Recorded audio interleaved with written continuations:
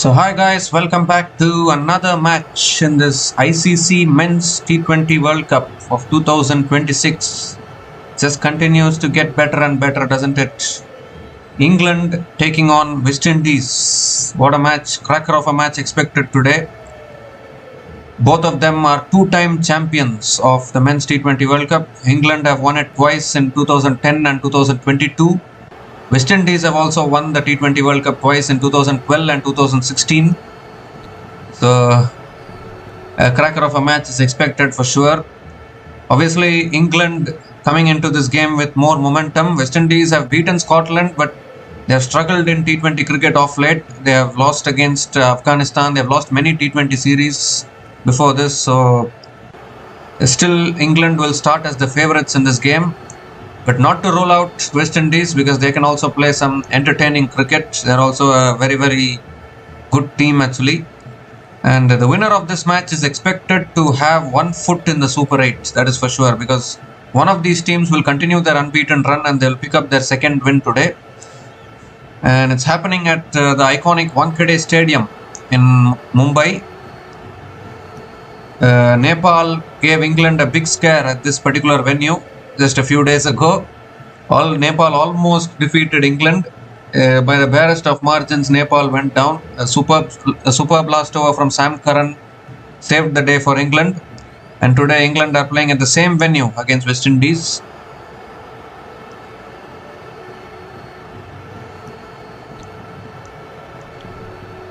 So England have won the toss and elected to bowl first against West Indies. The West Indies will have to post a good total on the board and try and defend it.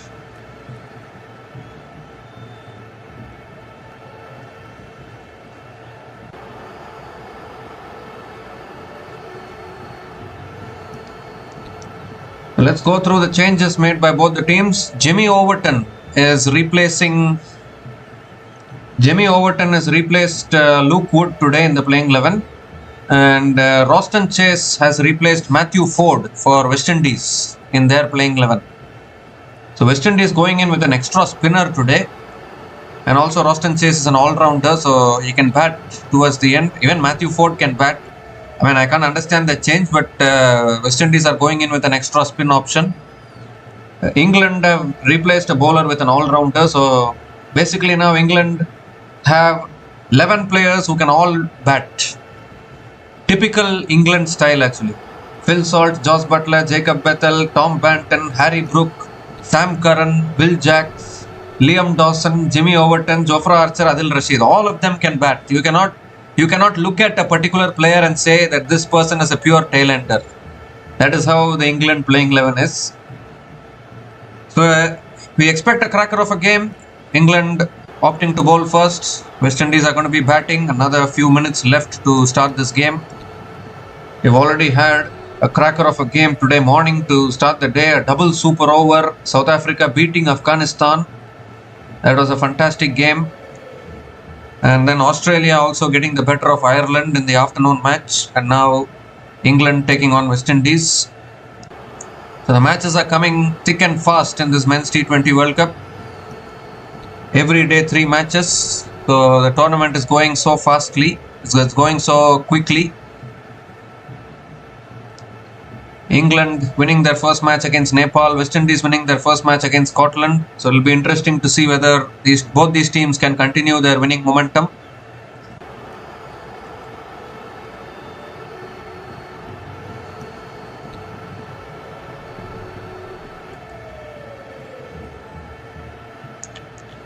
So teams are walking out now for the national anthem.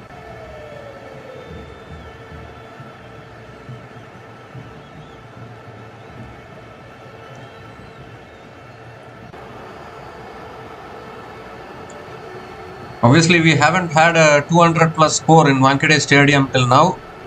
India played their game against USA at this venue. They managed to they managed to score only 161 on the board at the end of their 20 overs, and then they defended it against USA. And then England could only score 184 runs against Nepal at this particular venue. And Nepal almost defeated England. It came so close Yet so far again, similar kind of a story like what happened today morning for Afghanistan. Nepal also came so close. 10 needed from 7 balls at one stage. It was for Nepal that day.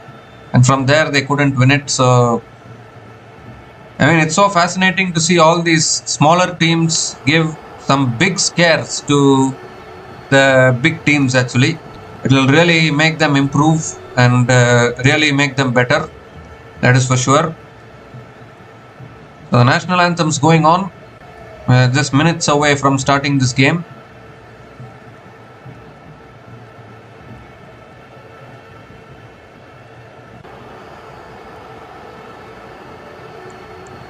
A repeat of the 2016 finalists, England taking on West Indies. We all saw what happened in 2016. Carlos Brathwaite, he hit 4 consecutive sixes. Anyone remembers that game? 19 to win from the last over for West Indies in that final. And Carlos Brathwaite hit 4 consecutive sixes and helped West Indies win their second T20 World Cup against this same England opposition, obviously 10 years ago. So again they are facing off against each other. Whenever these two teams play against each other, you can always expect a good game of cricket, that is for sure.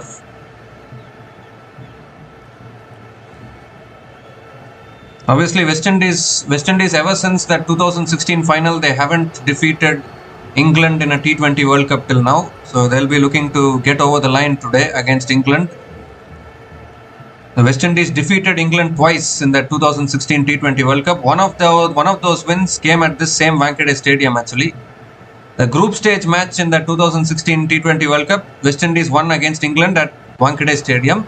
And after that, of course, Eden Gardens, Kolkata, that Carlos Brathwaite 4 sixes, which helped West Indies win their second T20 World Cup title. But after that, West Indies have been going through a downward slide actually. They haven't been able to maintain their good form.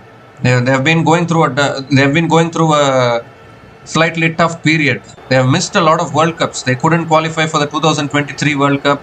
They couldn't qualify for the 2025 Men's Champions Trophy. They didn't play the Women's ODI World Cup, and just 3 months back, a Women's ODI World Cup happened. West Indies didn't participate in that World Cup also. So West Indies have missed quite a few World Cups. So it's a privilege actually to see West Indies participating in this World Cup after a long time actually. So the national anthems are done, and surely we'll start in another 2 to 3 minutes.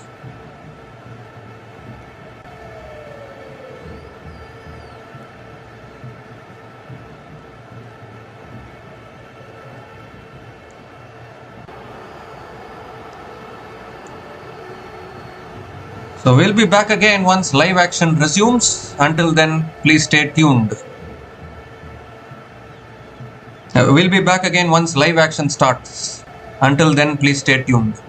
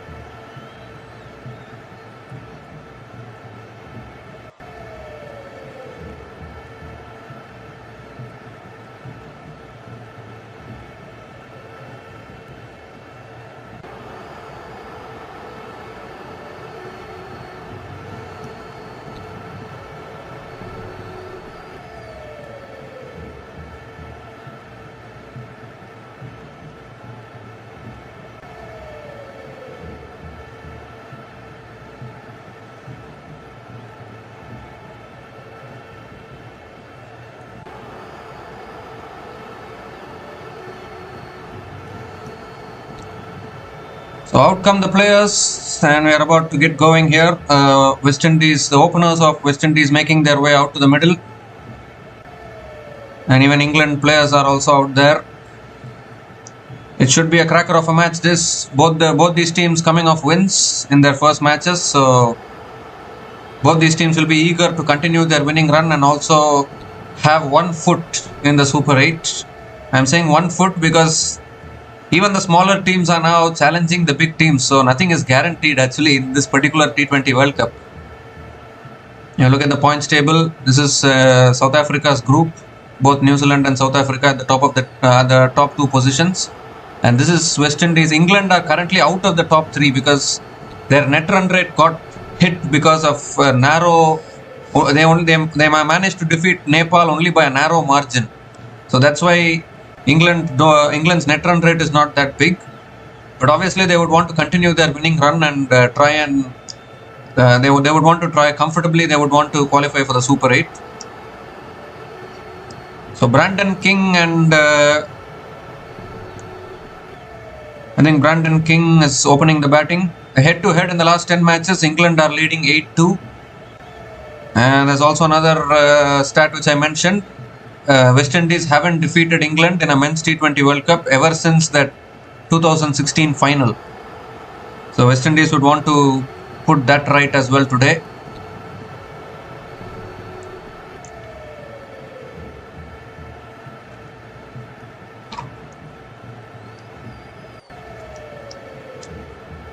So Jofra Archer has the new ball in his hand. He's going to be bowling the first over for England. Brandon King and Shai Hope are opening the batting for West Indies today.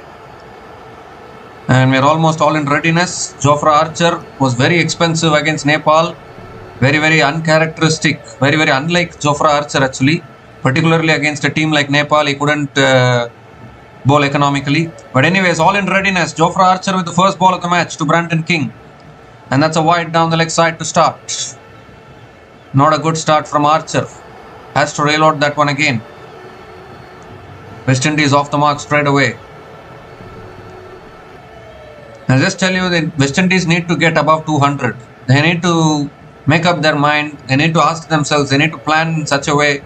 How do we get to 200? Anything above 200, you can defend it. That should be the mindset actually, because in these kind of batting friendly conditions, 200 has become a psychological figure. First ball of the innings coming up again, and that's defended again by Brandon King towards mid-off. Another dot ball.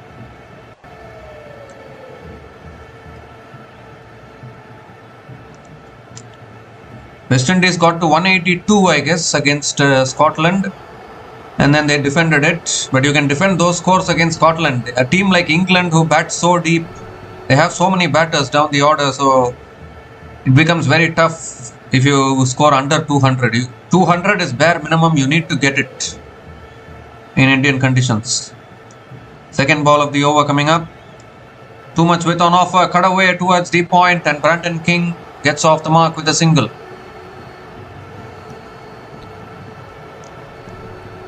The Shai Hope is back on strike. Shai Hope has been a little quiet, hasn't been in the best of form in the last few matches which he has played for West Indies. So he will be looking to come back to his best form. And obviously they are having Shimron Hetmyer, who is in the form of his life, played a fantastic knock against Scotland in the previous game. That's driven again by Shai Hope, straight to covers. Another dot ball. Again Jofra Archer hitting a back of the good length. Hitting the length area. Jofra Archer is more of a hit the deck bowler actually.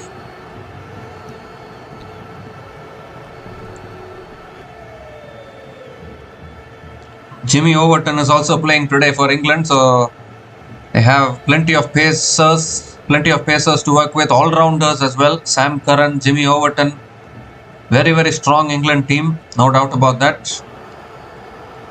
Oh, he goes for the cut shot and it's gone over the keeper, and that's the first boundary. It's given us wides as well. So 4 wides it is. 5 extra runs to the total gifted by Jofra Archer there. 2 wide, and even Josh Butler couldn't stop it. And it is the first boundary of the innings for West Indies.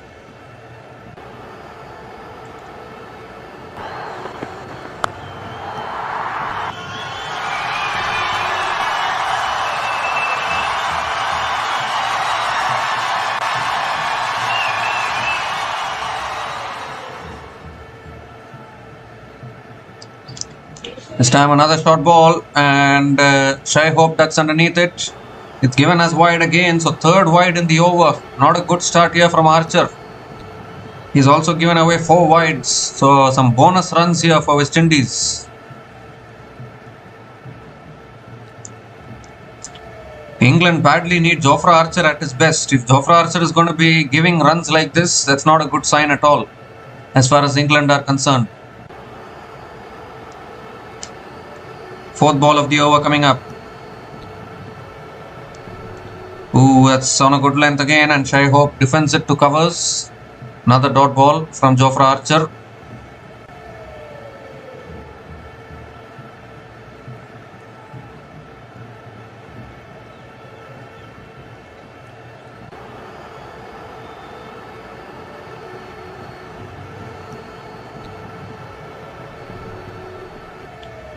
Two more deliveries left in this over. Shai Hope yet to get off the mark.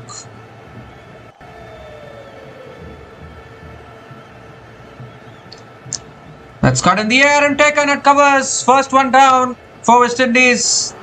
Shai Hope's poor form continues, not able to get off the mark. He went for the big drive there and he's hit it straight into the hands of the fielder at covers, and Jofra Archer strikes back after all those extras.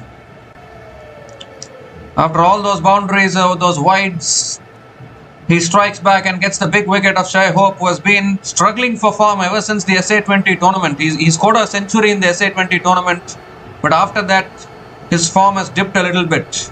Shai Hope is gone for a 3-ball duck, and West Indies are now 8 for 1 after 5 balls.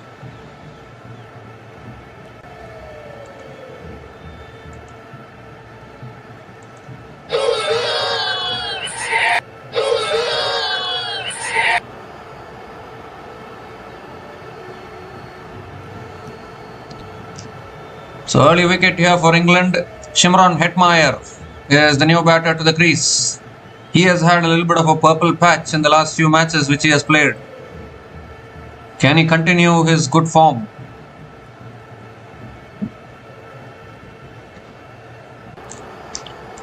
Hetmyer coming in at number 3.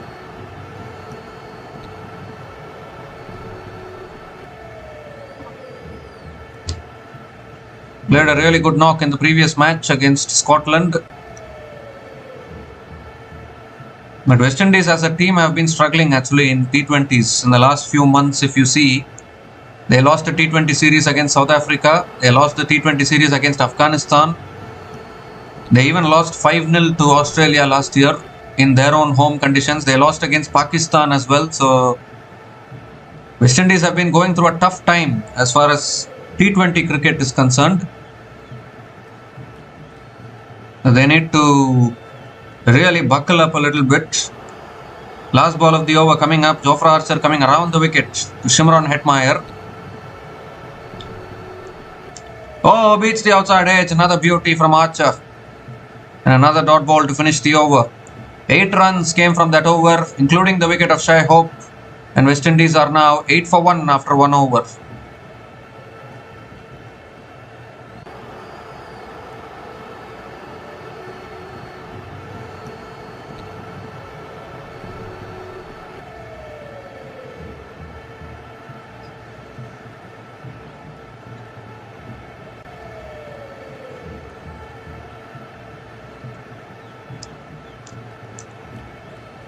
Brandon King has been in good form, but he needs to take care of his strike rate a little bit. Sam Curran is the new bowler into the attack now for England. Hero of the previous match against Nepal, has to be said. He defended 10 runs in the last over. 6 Yorkers accurate on the spot in the previous match from Sam Curran against Nepal's batters. Won the game for England there. He's bowling the second over now. Over the wicket to Brandon King, and King drives in the air over the top, and it's taken at deep extra covers.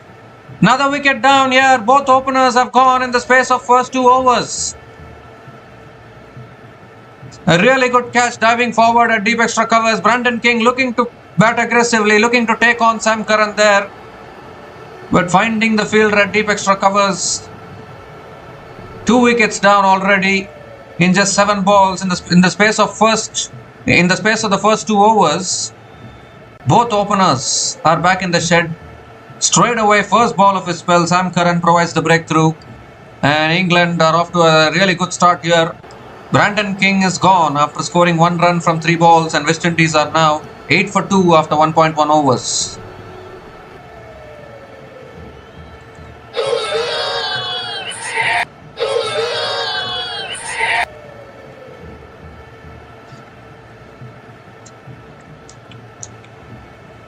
Well, West Indies didn't need this. A very poor start this. Losing 2 wickets so early. Austin Chase is the new batter to the crease, coming in at number 4. Sam Curran straight away providing the breakthrough.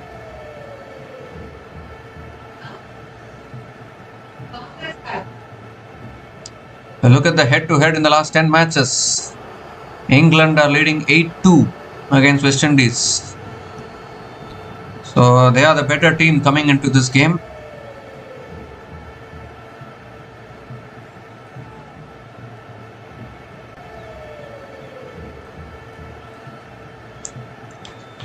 Austin Chase, a really good all-rounder. Under pressure today now. West Indies 8 for 2 after 1.1 overs, losing both their openers so early. This England team is looking very dangerous actually. So many bowlers, so many all-rounders, so many batters. Anyone can be a match winner on a given day. Second ball of the over coming up from Sam Curran. Oh, looking to drive, gets an inside edge. It's towards deep square leg. Austin Chase gets off the mark with a couple of runs.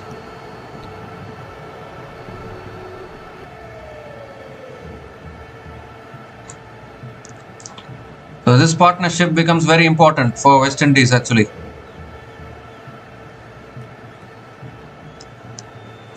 The biggest concern for West Indies is the form of Shai Hope. He hasn't been scoring the runs that is needed for West Indies.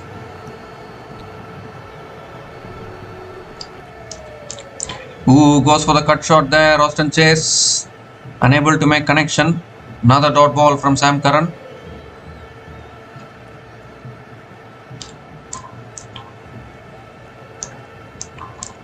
I really feel this England team is very dangerous actually.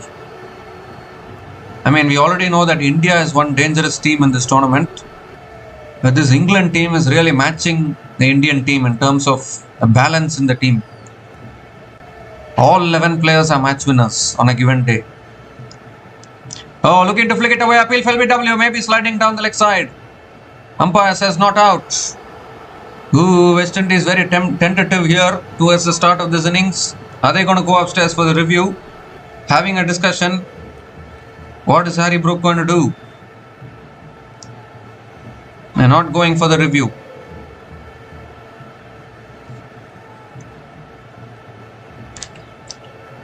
Straight away West Indies found wanting here.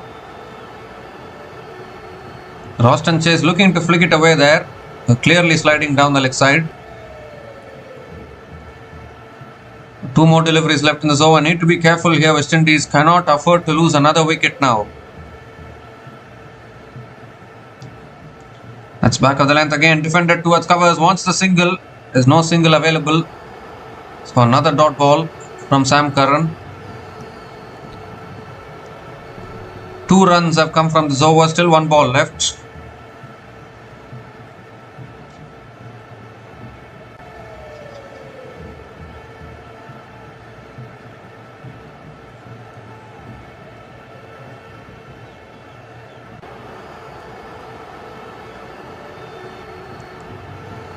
The last ball of the over coming up. And that's defended again by the front foot back to the bowler. Another dot ball to finish the over. Just 2 runs came from that over, including the wicket of Brandon King. And West Indies are now 10 for 2 after 2 overs.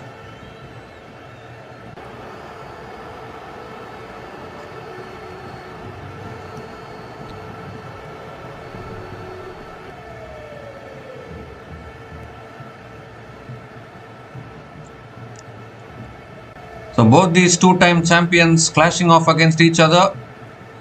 Obviously for West Indies, they'll be happy with the golden era which they had in 2012-2016. Players like Chris Gale, Marlon Samuels, Dwayne Bravo, Kieran Pollard. What legends they had. That's cut away in the air, and that'll be for Shimron Hetmyer straight away. Pouncing on a loose delivery there from Jofra Archer, short and wide, and put away by Hetmyer. First boundary for Shimron Hetmyer in this innings.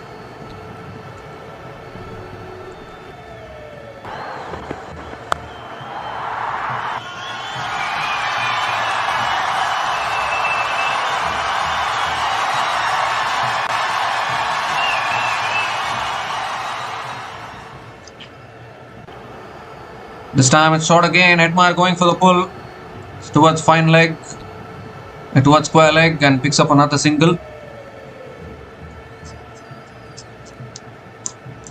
As I said, those legends of West Indies cricket, Chris Gale, Marlon Samuels, Karen Pollard, Dwayne Bravo, Andre Russell, even Darren Sammy. He was the captain of the West Indies team which won those two T20 World Cups.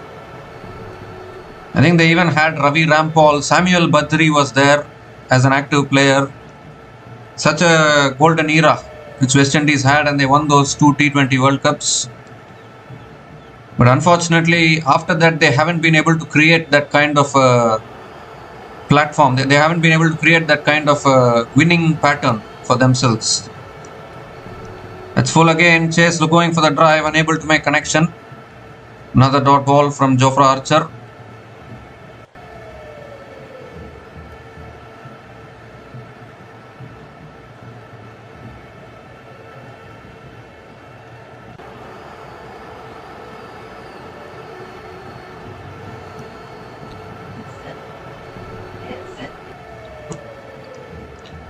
Three more deliveries left in this over.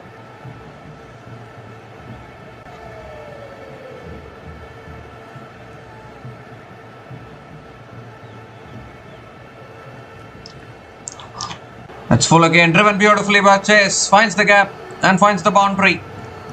So Ruston Chase, the majestic cover drive there. It was full. There to be hit. And Ruston Chase picks up his first boundary in this innings.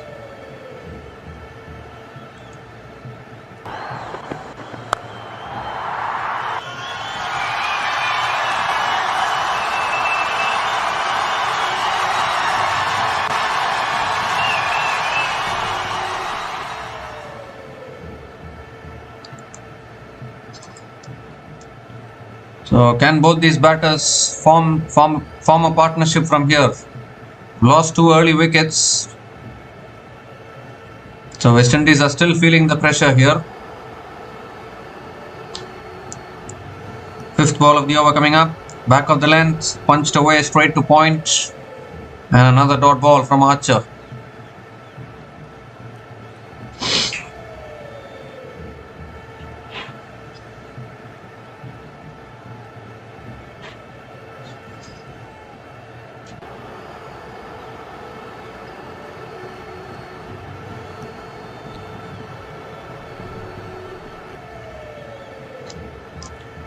So last ball of the over coming up. 9 runs have come from this over. Still one ball left.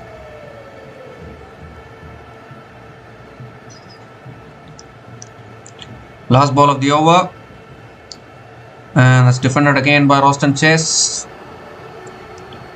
Towards point, and another dot ball to finish the over. So 9 runs it will be from that over. And West Indies are now 19 for 2 after 3 overs.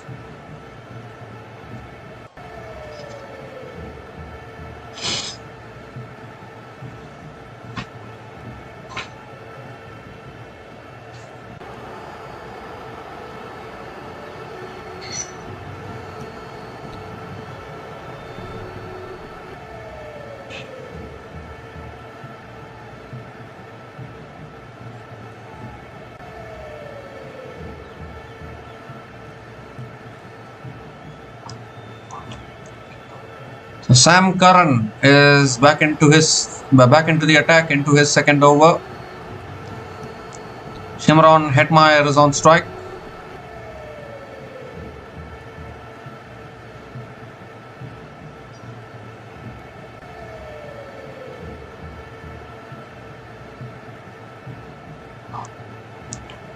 Sam Curran over the wicket to Shimron Hetmyer. And that's back of the length again. Hetmyer defends it down the ground to mid-on. Another dot ball to start the over.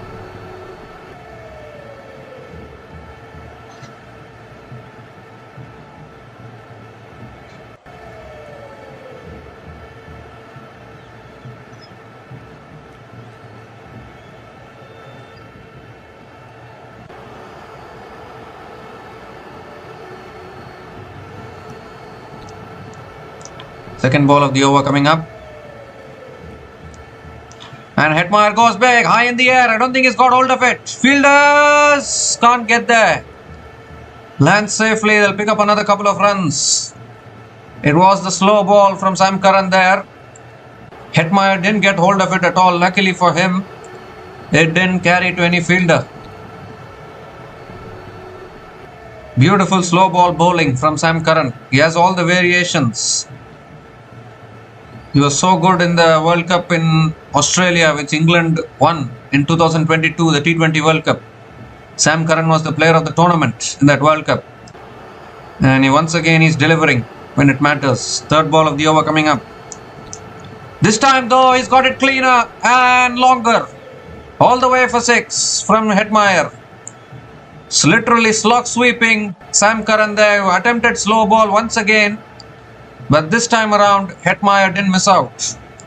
He's put it into the second tier. Important 6. First 6 of this innings for West Indies. It comes on the bat of Shimron Hetmyer.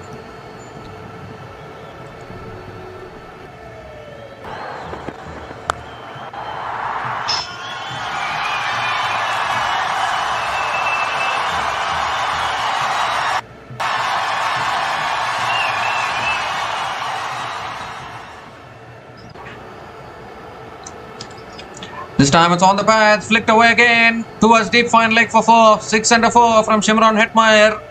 He is indeed turning it on here for the West Indies. 12 runs have come from this over, still 2 balls left. Hetmyer moves to 16 from just 7 balls. Continuing from where he left off at Eden Gardens.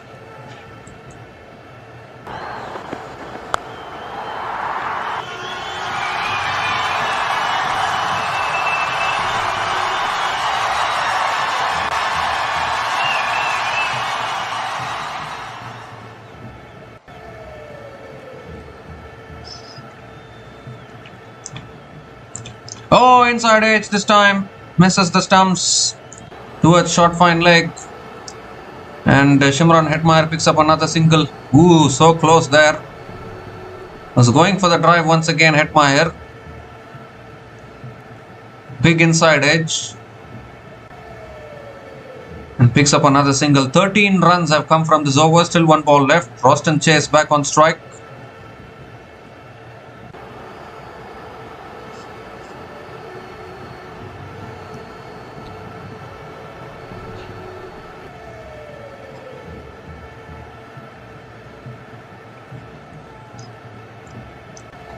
The last ball of the over coming up. A shot this time, pulled away by Chase towards deep square leg and picks up another single to finish the over. 14 runs came from that over and West Indies are now 33 for 2 after 4 overs.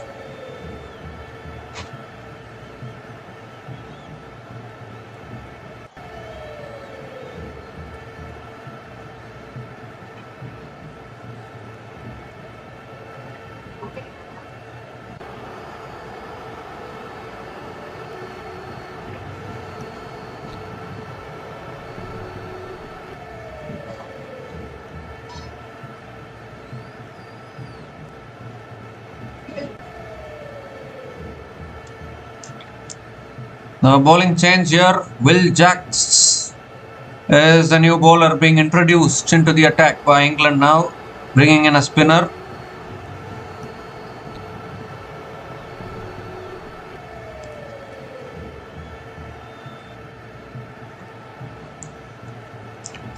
Roston Chase is on strike. Will Jacks around the wicket and straight away Chase drives it back to the bowler. Again a dot ball to start the over.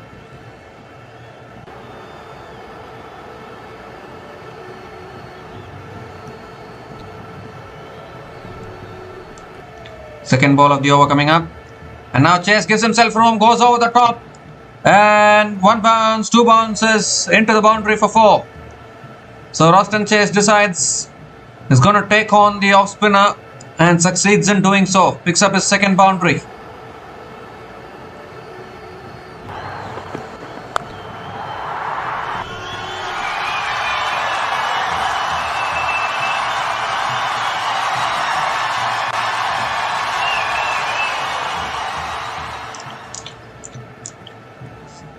This time he goes for a sweep again towards deep square leg and another boundary. Back-to-back boundaries from Roston Chase. And Will Jacks is feeling the pressure here straight away. Roston Chase is batting aggressively.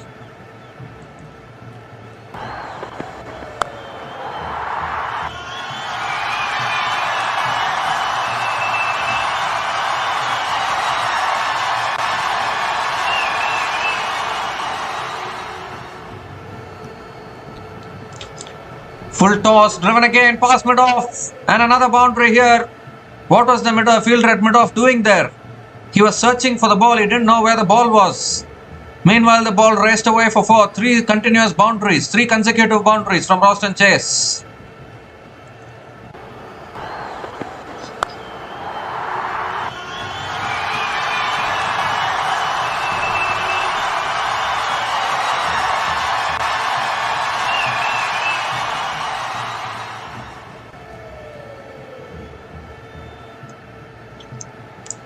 So this partnership now starting to look dangerous. Will Jacks being targeted. He's back over the wicket now. That's a quicker delivery. Roston Chase flicks it away leg side towards deep mid wicket and picks up another single. Hetmyer is back on strike.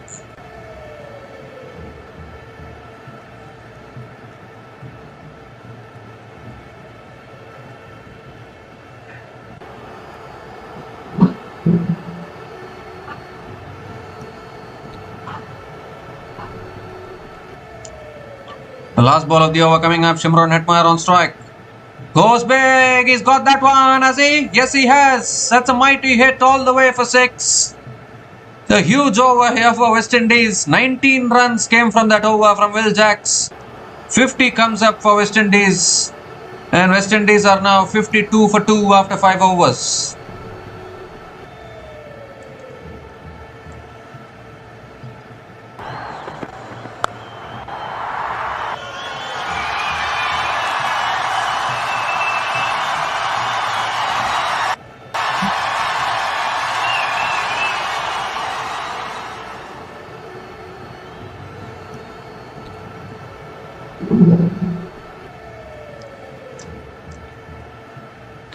Well, West Indies are on the charge now. Will Jacks is being taken down. 19 runs from that over. Now another new bowler being introduced into the attack.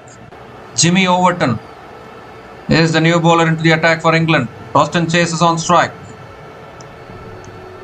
And Chase hits it in the air. Mid-on. Doesn't carry. And there's a chance of run out, is it? No. It's a dot ball to start anyways.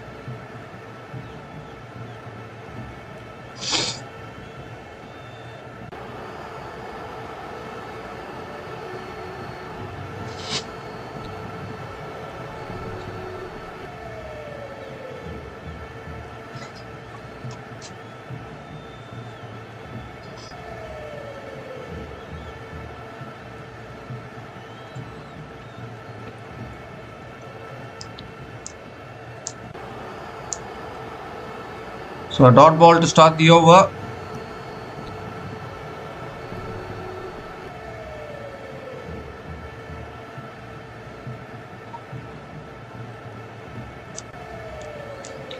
Second ball of the over coming up.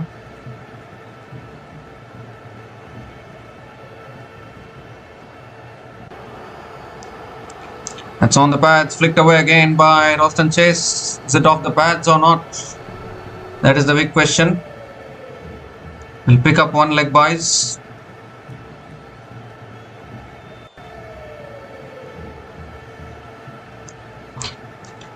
Hetmyer is back on strike.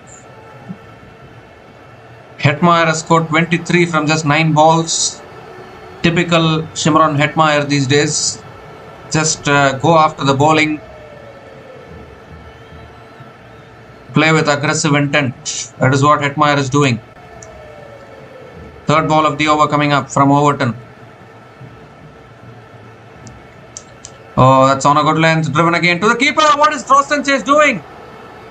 He was just looking for the run. Hetmyer didn't even see Roston Chase. Almost another run out here. Hetmyer was just watching what is the keeper doing with the ball, and Roston Chase was halfway down the wicket. It was a huge chance of a run out there, but Roston Chase makes his ground back.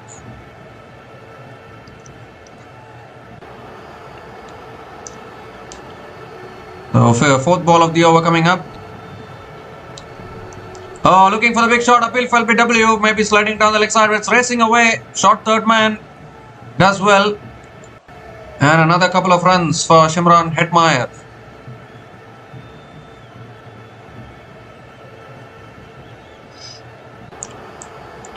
Two leg byes it is. England haven't taken the review there. Already Hetmyer has hit the most sixes in this tournament. 8 sixes for him. Ramanullah Gurbaz has also hit 8 sixes. So if Hetmyer can hit one more six, he'll overtake Ramanullah Gurbaz. He goes for a big shot. It's a top edge though. Top edge. And it's taken. That shot fine leg. Jimmy Overton gets a big wicket here. Shimron Hetmyer looking to continue with the boundaries. Looking to continue with the aggressive intent. But got a big top edge and a simple catch at short fine leg, and this is a huge wicket as far as England are concerned because Hetmyer has to go. Sam Curran making no mistake at short fine leg. Third wicket down for West Indies. This Jimmy Overton has been a really good all-rounder for West Indies. Jimmy Overton has been a really good all-rounder for England and for franchise cricket in general. And he provides the breakthrough for England. Shimron Hetmyer is gone after scoring 23 runs from 12 balls. And West Indies are now 55 for 3 after 5.5 overs. And it's also the time for the drinks break.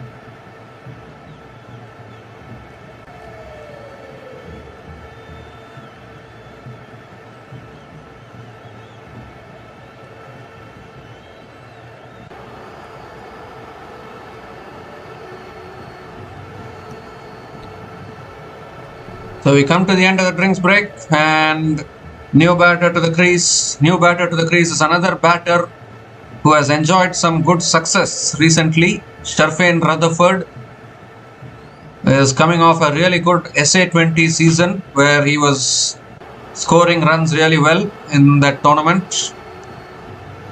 So he is another batter who can take the game away from the opposition. In fact, if anyone remembers in that SA20 tournament, Pretoria Capitals versus Joburg Super Kings, Pretoria Capitals was 7 for 5 at the Wanderers Stadium. And from there, Dewald Brevis and Sharfane Rutherford formed a partnership, got a decent score, and Pretoria Capitals ended up winning. So Rutherford is very much capable with the bat. Another dot ball to finish the over. 3 runs came from that over, including the wicket of Shimron Hetmyer. And the power play has been completed. West Indies are now 55 for 3 after 6 overs after the launch phase.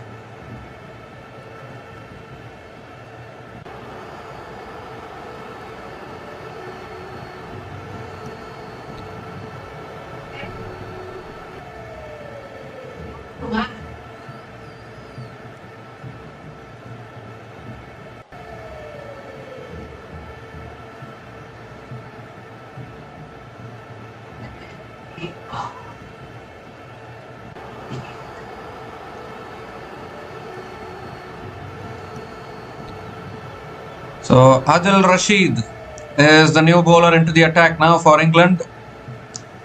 A launch phase is over. Consolidate phase is going to start. Roston Chase is on strike. Has tossed up and Chase flicks it away leg side towards deep mid wicket and picks up another single to start the over.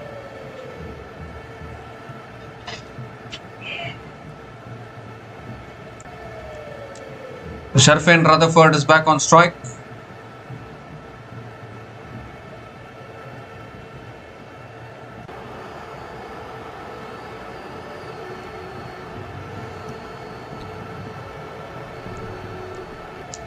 Second ball of the over coming up. Another full delivery driven down the ground by Sharfin Rutherford towards long off and picks up another single.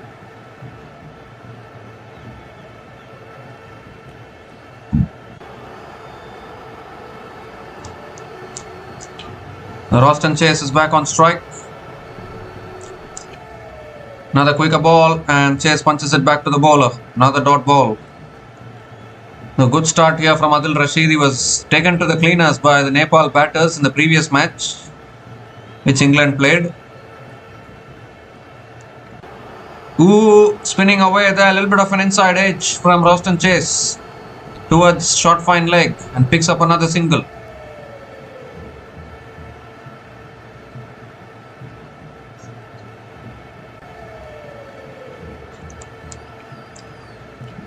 Two more deliveries left in this over. Oh, that beats the outside edge. It's a googly from Adil Rashid. Beautifully bowled. Sharfin Rutherford going for the drive. Unable to make connection. This is a good over for England actually. Just 3 runs coming from this over. Still 1 ball left. Last ball of the over. And it's flicked away again back to the bowler. Another dot ball to finish the over. 3 runs came from that over from Adil Rashid and West Indies are now 58 for 3 after 7 overs.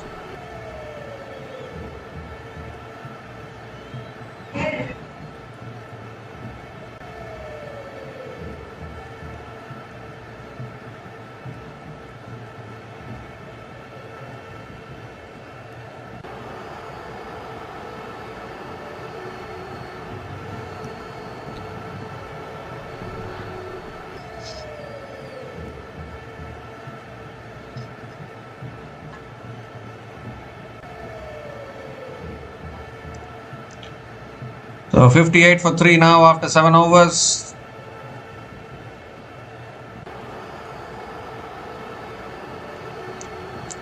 Jimmy Overton now into his second over. It's on the pads, flicked away again by Roston Chase. Straight to short mid wicket. Another dot ball to start the over.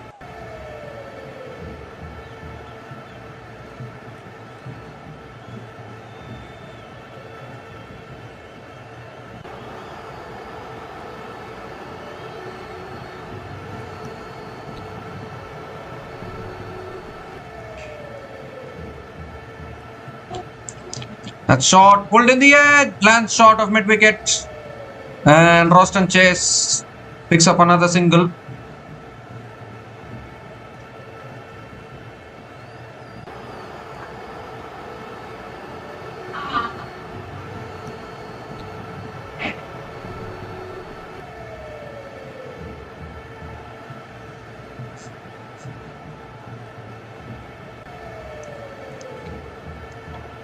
So Sharfin Rutherford is back on strike. Direct hit would have been not out because the batter had made it back. That is what the umpires are checking. Oh, in fact, it was a direct hit. Still not out.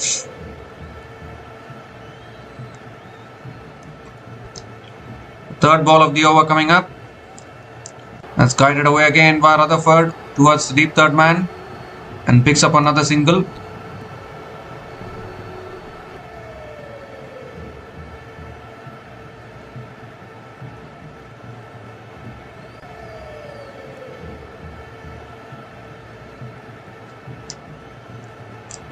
So 3 more deliveries left in this over.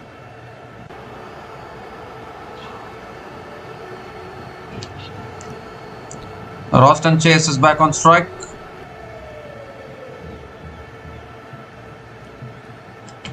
Fourth ball of the over. That's full again, driven straight to covers. Another dot ball from Overton.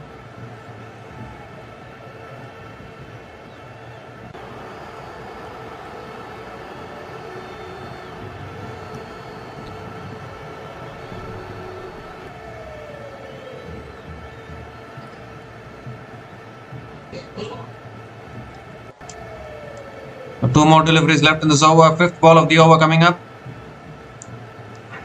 That swung leg side by Chase, found the gap and found the boundary. Deep mid-wicket has no chance. So a fifth boundary in this innings for Roston Chase. Beautifully picked up the length there.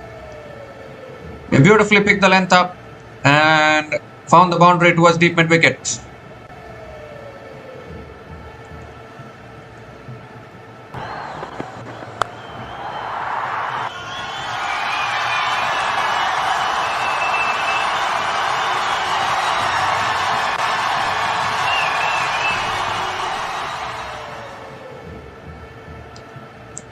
Last ball of the over is on a good length. Defended again back to the bowler.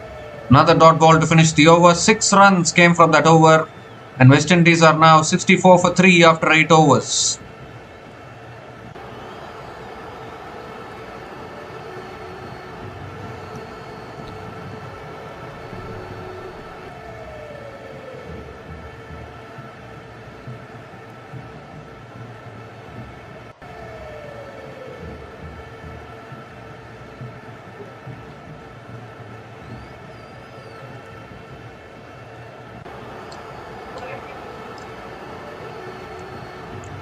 .64 for 3 after 8 overs now.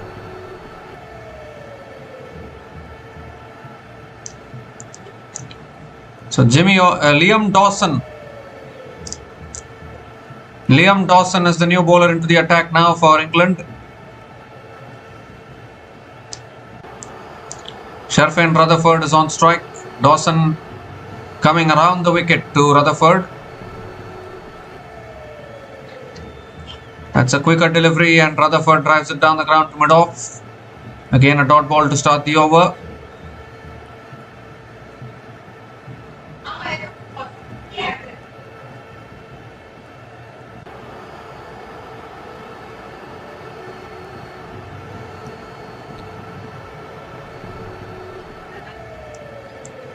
Second ball of the over. It's punched away by Rutherford towards deep extra covers. Going to push for 2 here. Really good running between the wickets. Another couple of runs for Sharfin Rutherford.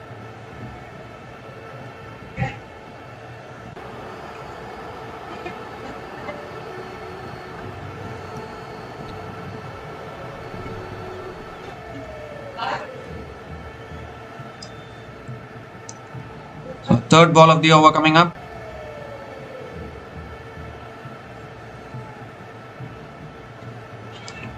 Again punched down the ground by Rutherford towards long off and picks up another single.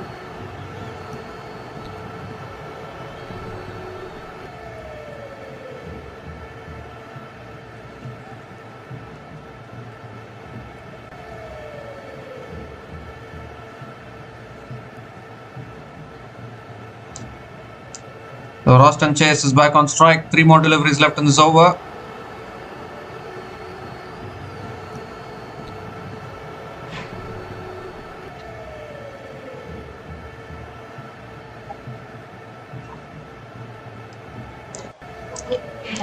This time goes for a paddle. It's towards deep fine leg and it will race away for 4. No one back there at deep fine leg. So Roston Chase continuing to find the boundaries here for West Indies, and this partnership now developing. 16 from 17 balls. A partnership between Roston Chase and Rutherford.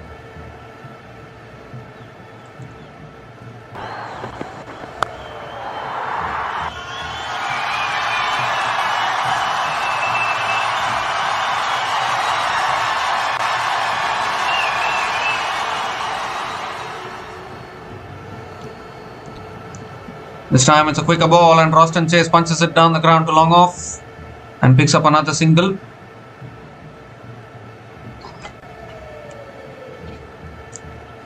So 6 runs have come from 8 runs have come from this over. Still 1 ball left.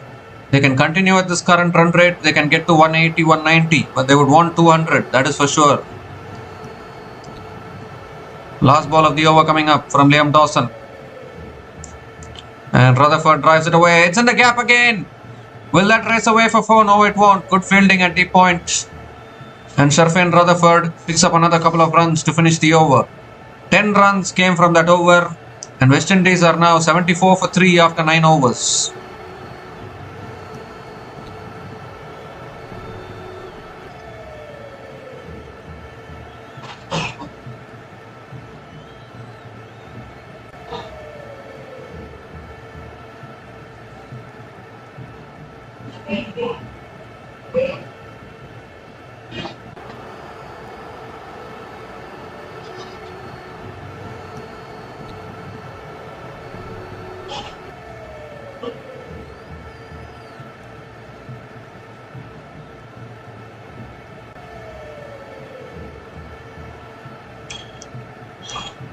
So Adil Rashid is into his second over, back into the attack.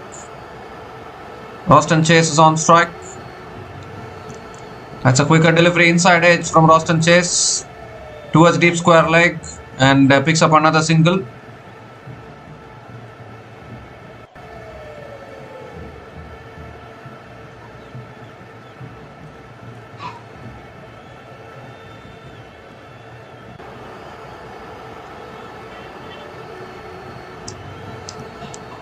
Second ball of the over.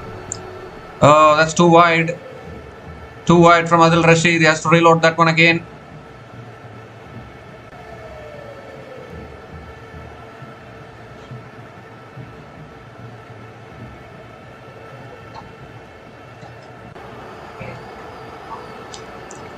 This time an inside edge. And Sharfin Rutherford picks up another single.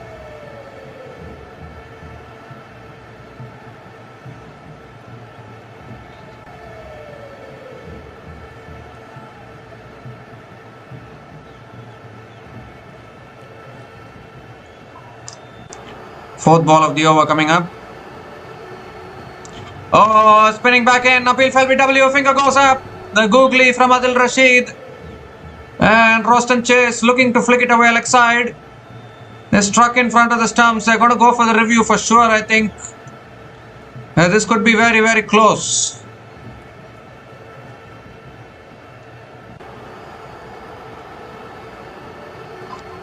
They have gone for the review, but I think that's adjacent enough.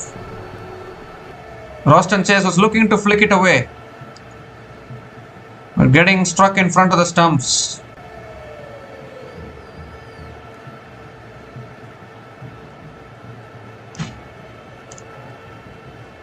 There's no bat involved.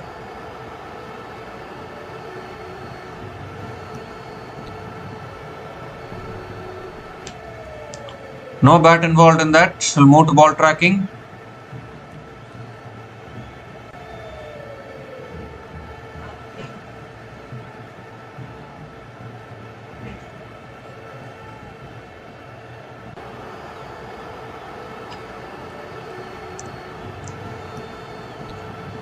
Pitching outside off, impact in line, and wickets hitting. So it is out. Adil Rashid breaks the partnership. Superb googly finger will go up once again. Yes, it does go up. So another wicket goes down here. Fourth wicket down for West Indies. And unfortunately, Roston Chase has to make the long walk back. Adil Rashid breaks the partnership, picks up his first wicket. Roston Chase is gone after scoring 34 from 29 balls. And West Indies are now 77 for 4 after 9.3 overs.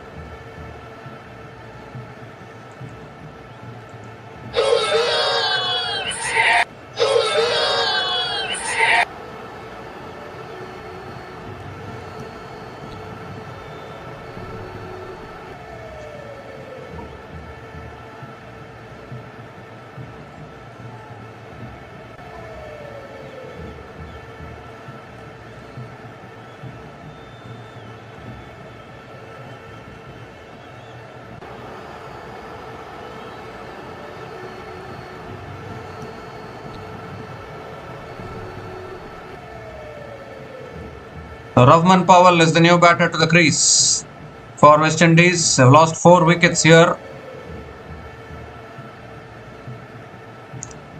Desperately need a partnership because Rutherford is yet to get going. He has scored 8 runs from 10 balls at a strike rate of 80. Rovman Powell, he is a capable batter, big hitter of the ball. 3 more deliveries left in this over.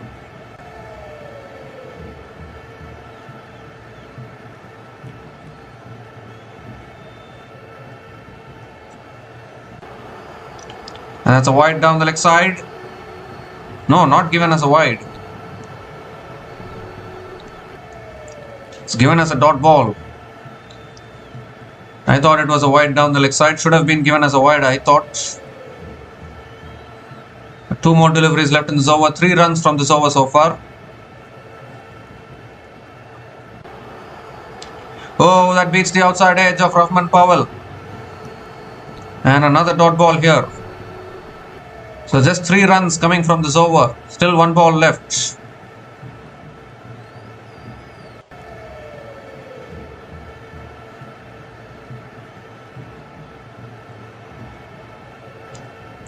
Last ball of the over coming up. That's short and wide. Cut away again by Rovman Powell. Towards deep extra covers. Good fielding at deep extra covers. And another couple of runs to finish the over. 5 runs came from that over, including the wicket of Roston Chase. And West Indies are now 79 for 4 after 10 overs at the halfway mark of this innings.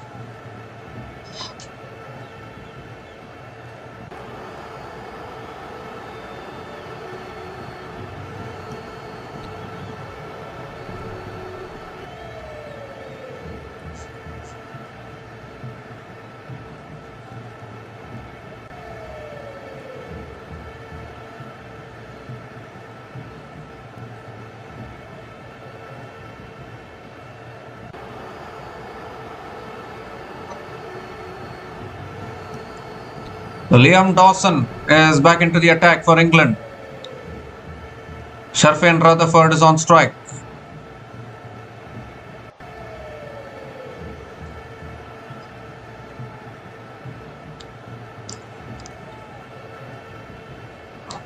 Quicker ball. Rutherford flicks it away leg side towards deep mid wicket and picks up another single. Liam Dawson into his second over, conceded 10 runs in his first over. Now England taking control of this game. West Indies need a partnership. They need to get towards 200. Otherwise, England have a really strong batting lineup. They'll surely try to chase it down.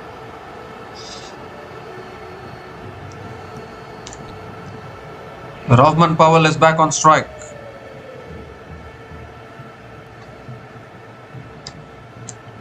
Second ball of the over. That's on the stumps again. Powell defends it towards covers. And another dot ball from Liam Dawson.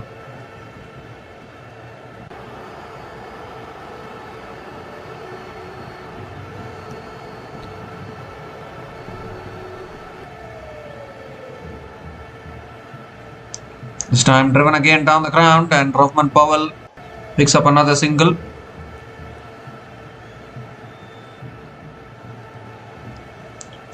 Two runs from the first 3 balls of this over. Good bowling from Dawson. And this is the thing with England actually in this T20 World Cup. They have such a great balance. They have the batters, they have the all-rounders, they have the bowlers. That's flicked away by Rutherford towards long on and picks up another single. There's just 4 runs coming from this over. Still 2 balls left.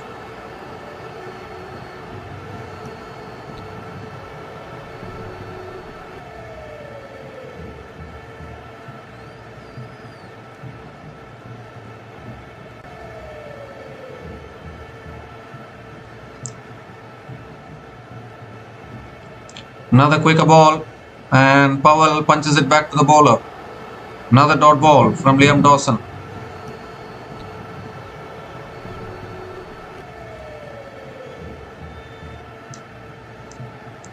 The last ball of the over coming up.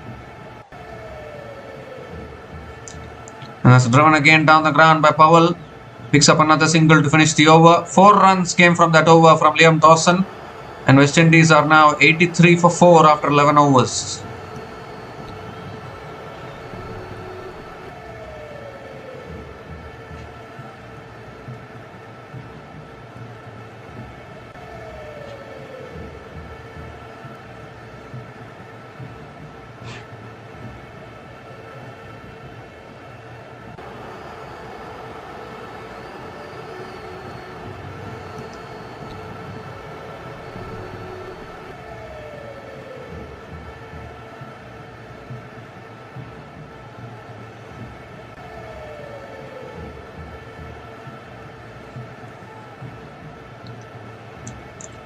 So looks like Will Jacks is coming back into the attack now for England. Conceded 19 runs in his first over. He's back into the attack now. Rovman Powell on strike. And that's quicker delivery punched down the ground by Rovman Powell towards long off and picks up another single.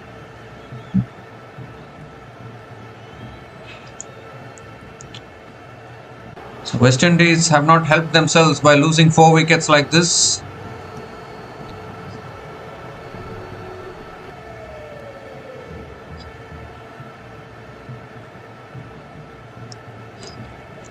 Second ball of the over. Oh, an inside edge there from Rutherford towards short fine leg. And another dot ball from Will Jacks.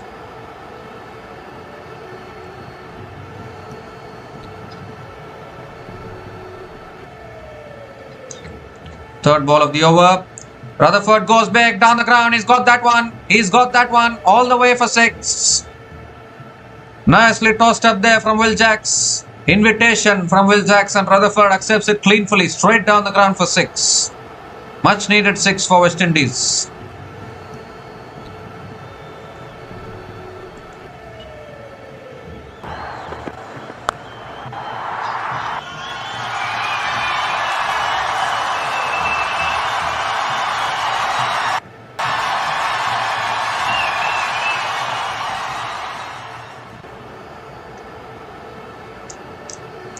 Fourth ball of the over. Shot again, and Rutherford pulls it away. That's a massive hit. Massive hit out of the ground onto the second tier. You don't bowl short to this man. He is very strong with the pull shot. Look out in the crowd. Back-to-back 6s from Rutherford.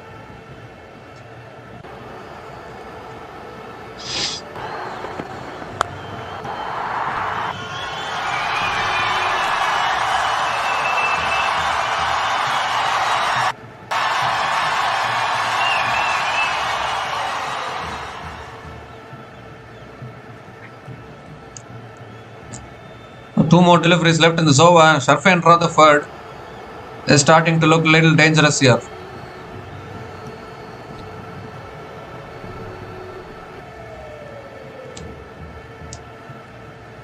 That's too short and too wide. But still cut away straight to point.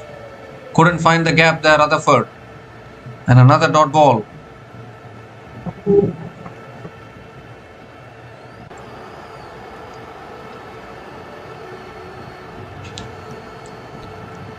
The last ball of the over coming up. That's flicked away again. Leg side again, and Sharfin Rutherford picks up another single to finish the over. So an expensive over again from Will Jacks. 14 runs came from that over, and West Indies are now 97 for 4 after 12 overs.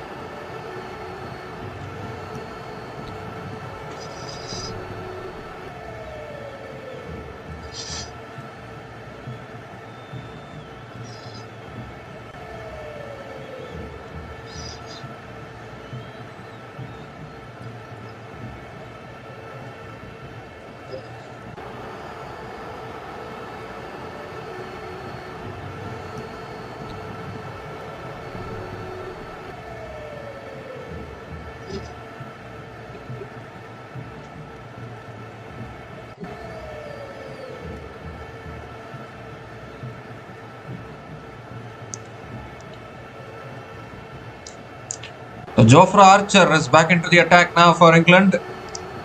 Into his third over. West Indies have lost 4 wickets. 97 on the board. 8 more overs left. Can they at least get to 180 from here? Get to 180 plus 190. Sharfin Rutherford is on strike. Here's Jofra Archer. Full delivery. Rutherford drives it down the ground to mid-off and picks up another quick single.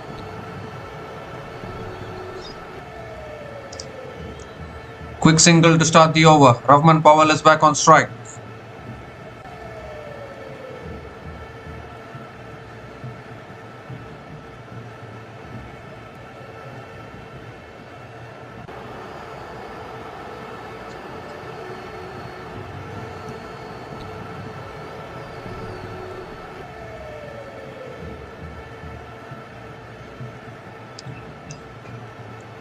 The second ball of the over coming up.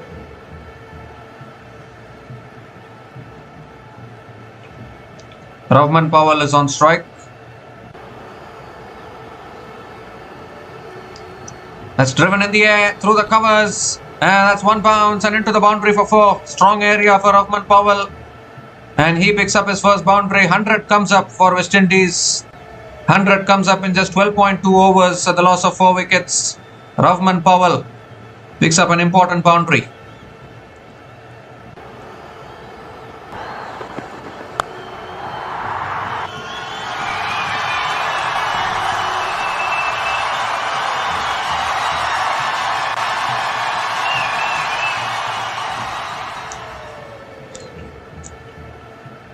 This time it's on the pads and it's flicked down the ground to long on, and Rovman Powell picks up another single.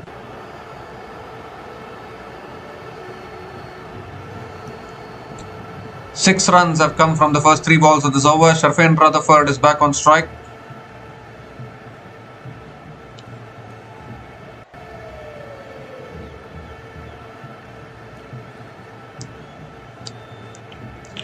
Fourth ball of the over coming up. Rutherford on strike. A shot, he goes for a pull. Let's do a start, man. Oh, has he stopped it? Has he saved it? They have picked up a couple of runs. They'll have a look at it upstairs, I think. Adil Rashid, the fielder there, has he saved it completely? How quickly it flew down to third man there.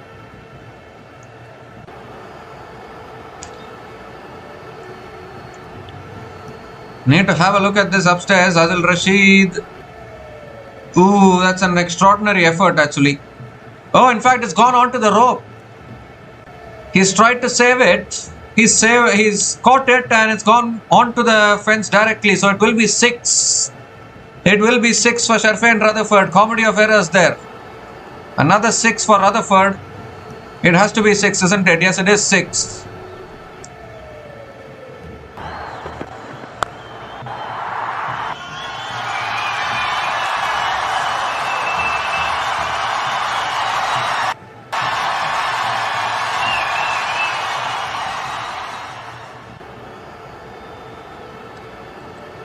Fifth ball of the over coming up.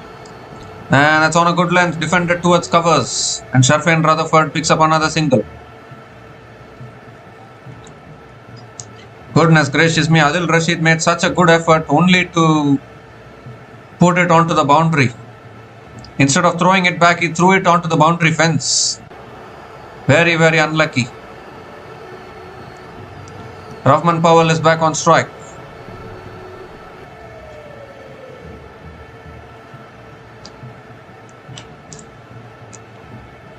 The last ball of the over coming up. Rovman Powell is back on strike.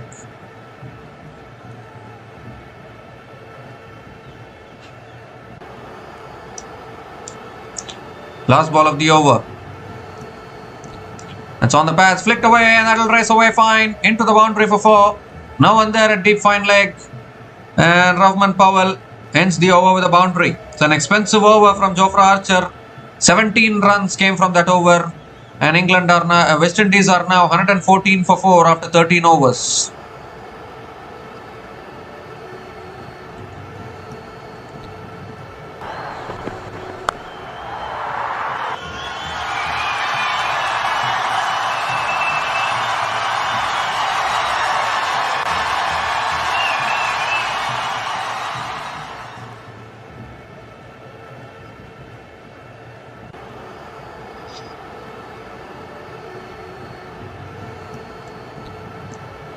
The projected score at the current run rate takes them to 175. 10 runs per over takes them to 184. 12 runs per over takes them to 198. But they would need 198, won't they? They need to get as close to 200 as possible. Liam Dawson is back into the attack, into his third over. It looks like a good batting wicket. So if you get less than 200, once again the chasing teams will be licking their lips. They'll back themselves once again. T20 cricket is that kind of a game. You need to put the pressure on the opposition. And that's cut away again by Rutherford. Picks up the gap into the boundary for 4. Short and wide from Liam Dawson. And Rutherford found the gap beautifully. Starts the over with the boundary.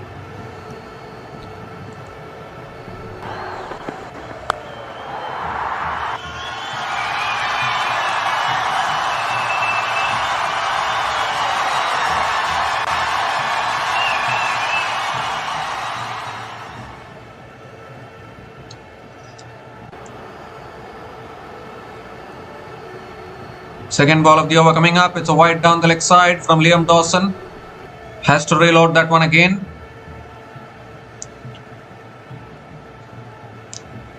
Still 41 balls left in this innings. Surely 180 is on the cards, isn't it? Minimum they're going to get to 180. But maximum they should push about 200. Try and put England under pressure. England batting deep today. Third ball of the over coming up. Full again, goes for the drive, misses it. Another dot ball here. Went for the drive once again, Rutherford. There's also the dew factor which creeps in India actually during the second innings. So you need to be wary of that as well when you're batting first. It will be very tough to defend totals when the dew comes in. And Rutherford goes straight, hard 6. Sherfane Rutherford is turning it on. It was in the slot from Liam Dawson. Straight as a die. So flat, so hard. It's hit the fence on the full. Another 6 here for Sherfane Rutherford.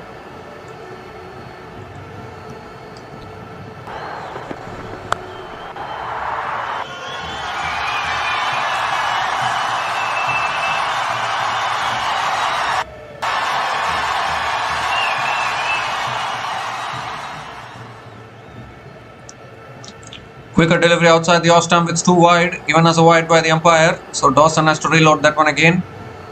3 more deliveries left in this over. Sherfane Rutherford is beginning to look dangerous here.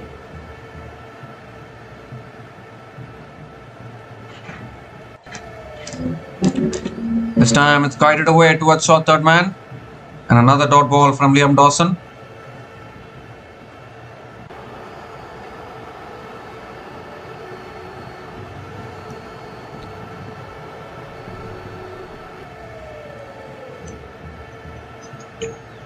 Two more deliveries left in this over.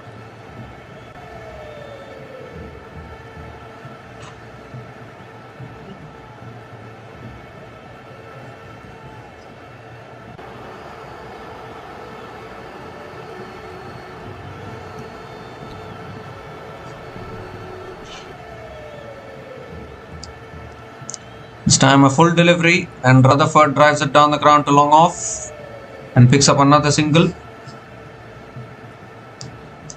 13 runs have come from this over, still 1 ball left. 50 partnership comes up between these two batters. Partnership of 50 from 26 balls between Ravman Powell and Sherfane Rutherford.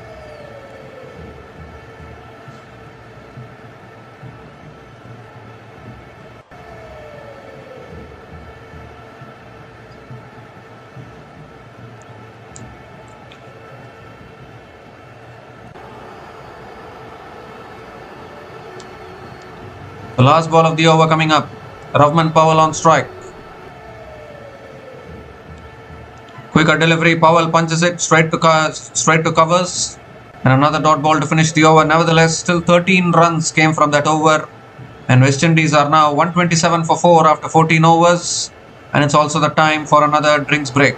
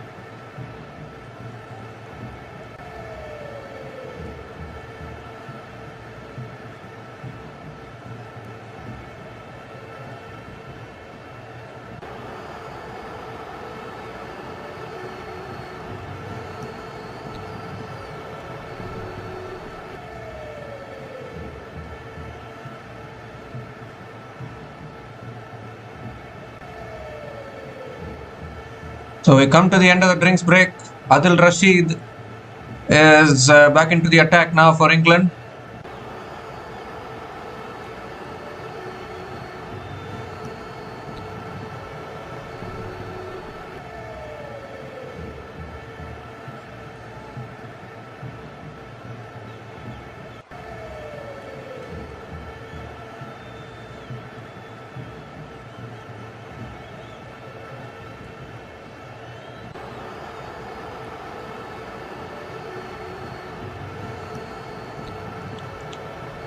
So it's an accelerate phase now, overs number 15 to 17. Sharfin Rutherford on strike, Adil Rashid. It's a quicker delivery, guided away towards short third man. And Rutherford picks up another single to start the over.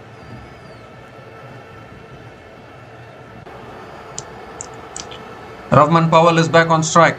Current run rate 9.04. You would need to get to that 180-190 mark.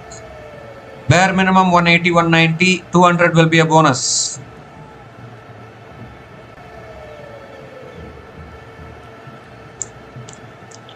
Second ball of the over coming up.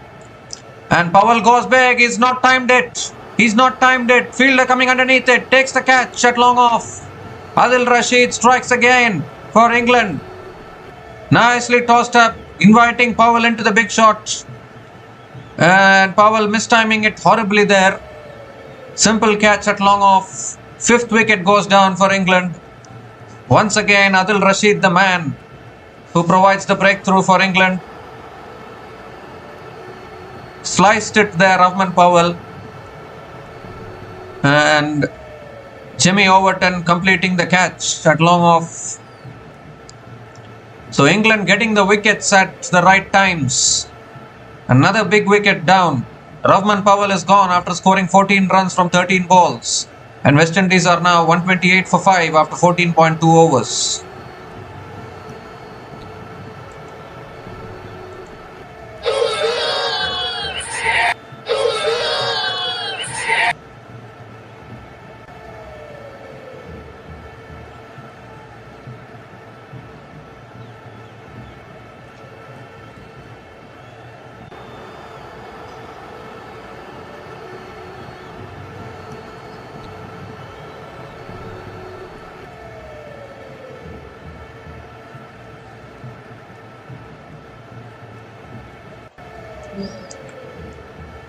So Jason Holder is the new batter to the crease. Another big hitter of the ball. Very capable hitter.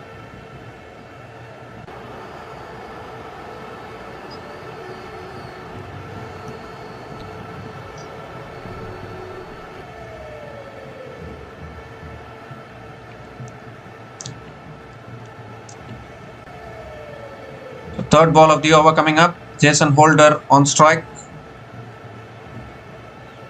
Ooh, that held in the wicket a little bit. Slower through the air from Adil Rashid.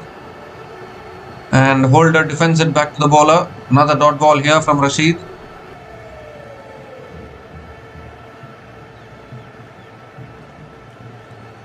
In fact, Holder didn't even make connection. It was spinning past the bat.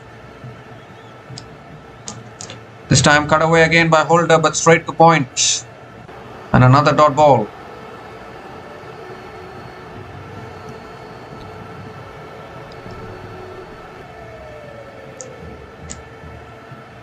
Two more deliveries left in this over.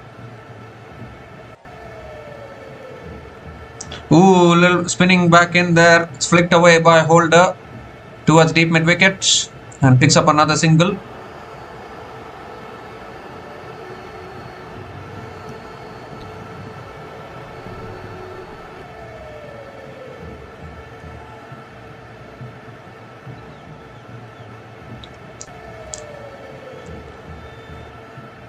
Sharfin Rutherford is back on strike.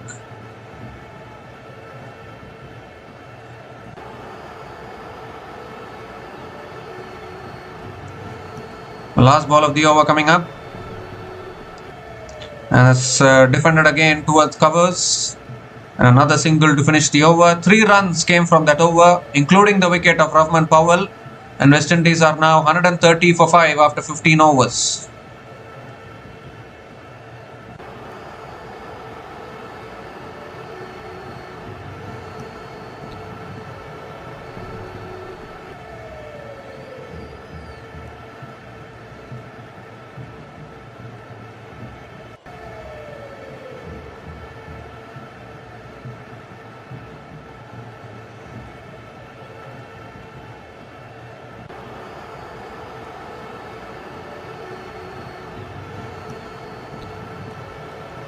The 5 overs left in this innings. West Indies, can they get to 180?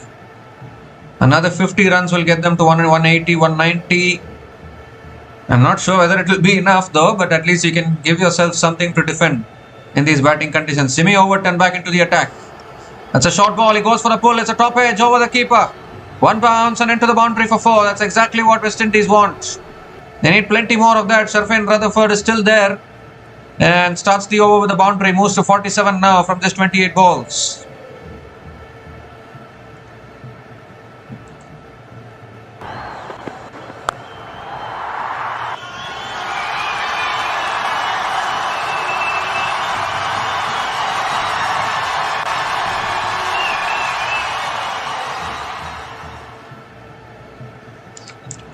This time it's a short ball and Rutherford has deposited that one all the way for 6 over deep square leg. And another half century here for Rutherford. He's been in superb form in the last 1 month or so. And it was a slow ball there from Overton. He's dispatched that one into the crowd for 6. He scored 53 from just 29 balls with 2 boundaries and 5 sixers at a strike rate of 182.76. Outstanding batting.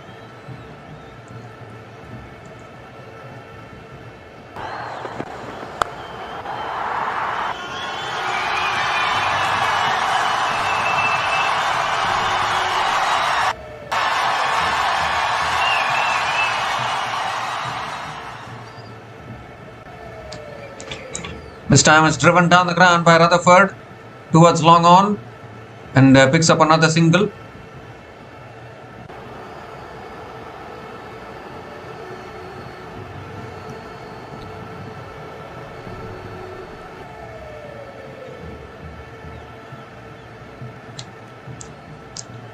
Three more deliveries left in this over.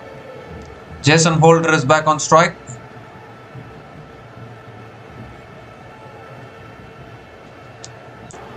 That's short. It's pulled away by Holder towards deep mid-wicket. Deep mid-wicket fielder comes round. Just a single for Jason Holder. In fact, they come back for the second. Have they come back for the second? No, just a single actually. Just a single for Holder. Rutherford is back on strike.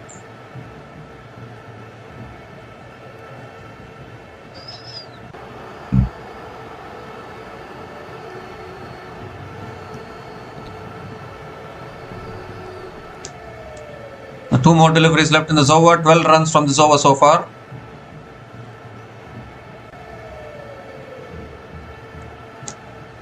Fifth ball of the over coming up. Ooh, goes for the cut shot. Unable to make connection. Another dot ball from Overton. A slow ball outside the off stump. It's a much better option against Rutherford, I guess.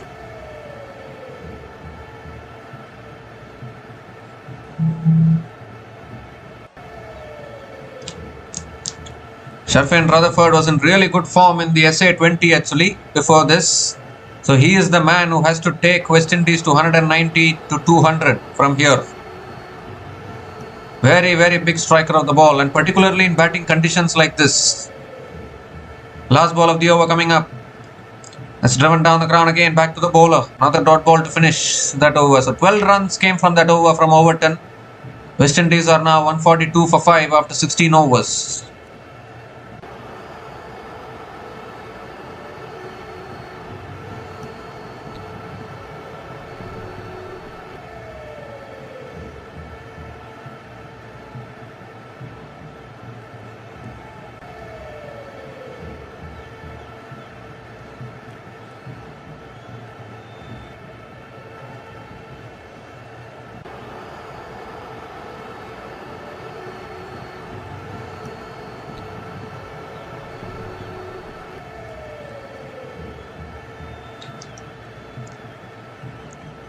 Sam Curran is being brought back into the attack. Still 4 more overs left in this innings. Can they get to 180, 190 from here?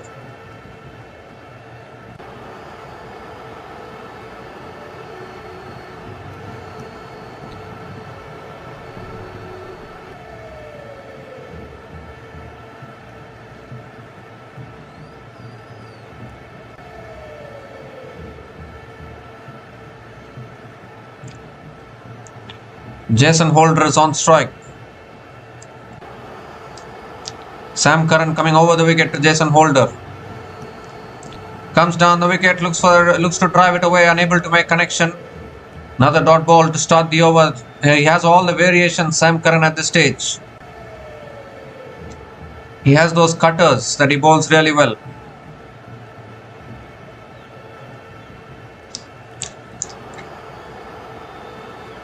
Needs some boundaries here. Jason Holder is very much capable. Jason Holder is very much capable of hitting those sixes that they need. And he goes down the ground and he's got it all the way for 6. That's one of them.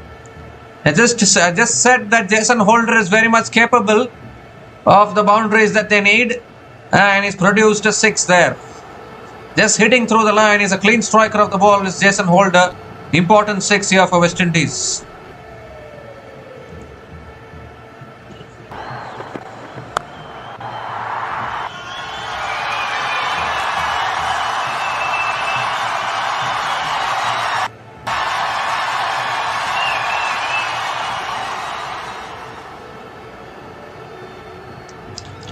This time it's pulled down the ground.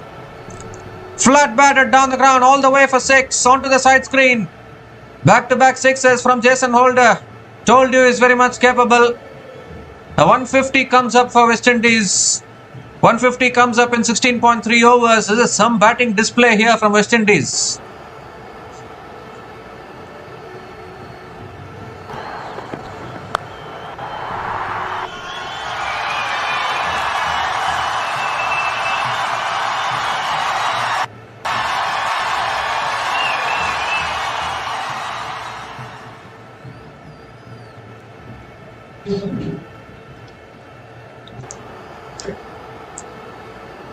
So 150 comes up in 16.3 overs.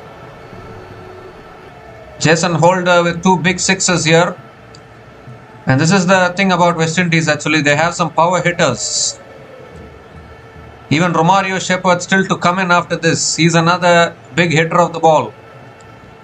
You cannot underestimate this West Indies team, who have had some good success at this Wankhede Stadium in T20 World Cup history. They defeated India in the T20 World Cup semi-final 10 years ago. That's driven again by Jason Holder towards deep extra covers and picks up another single.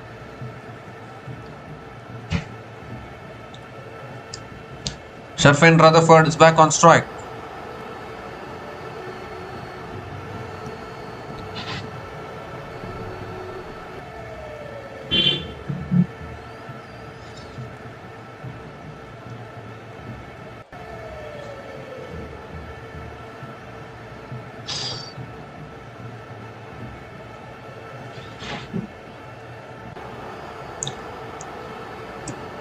Two more deliveries left in this over. 13 runs from this over so far.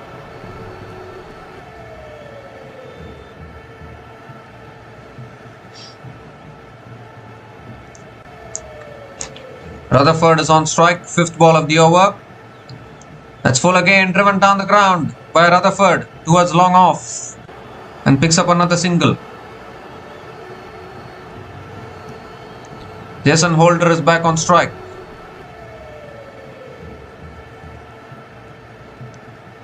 14 runs have come from this over. Still 1 ball left.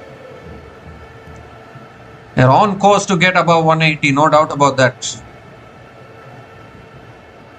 But as I said, in these Indian conditions, batting conditions, if you get 200, 200 is the bare minimum. Then 200 is a psychological mark actually. If you want to successfully defend a total. Last ball of the over, Curran around the wicket. But that's pulled away by Holder. That's all the way for 6. Another one. Another 6 from Holder. So cleanly does he strike it. Flat over deep mid wicket. Finishes the over with another maximum. 20 runs came from that over from Sam Curran. And West Indies are now 162 for 5 after 17 overs.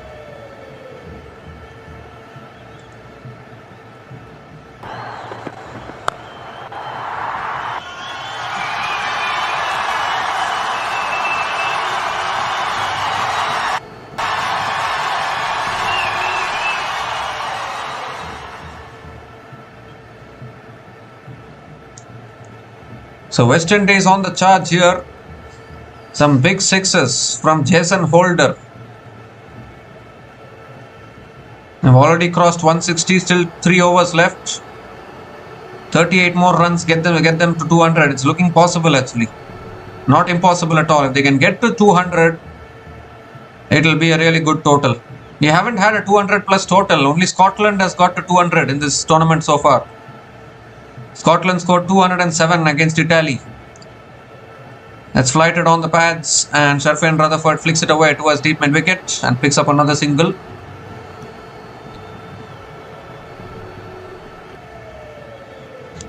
So this partnership now 35 from 17 balls.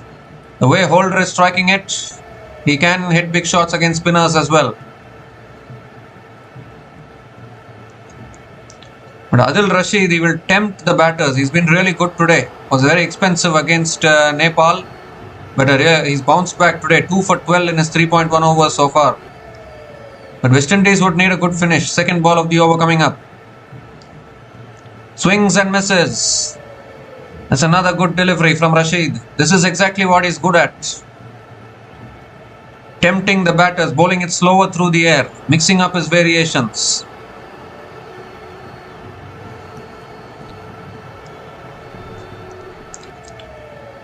Goes for it again and misses it again. Another dot ball here. Another swing and a miss from Jason Holder.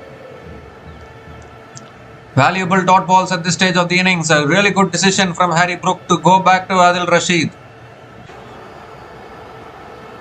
Can't believe Adil Rashid had an off day in the previous game against Nepal.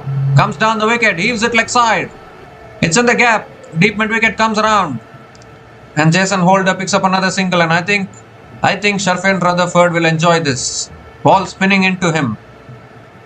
Adil Rashid, this ball spinning into him, so he'll be able to use the angle.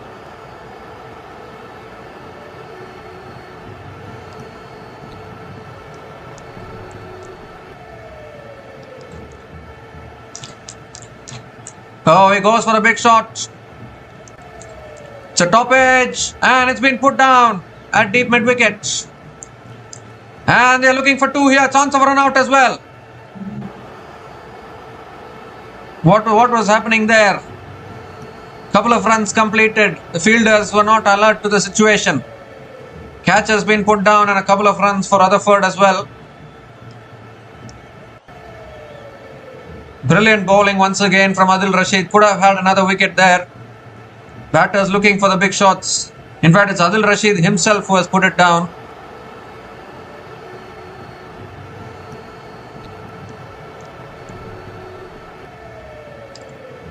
So that stage of an innings where the batters are looking to connect one out of the ground. Last ball of the over. It's driven again by Rutherford towards deep extra covers. Picks up another single to finish the over. 5 runs came from that over. Excellent bowling, excellent figures for Adil Rashid. He finishes with 2 for 16 in his 4 overs. And West Indies are now 167 for 5 after 18 overs.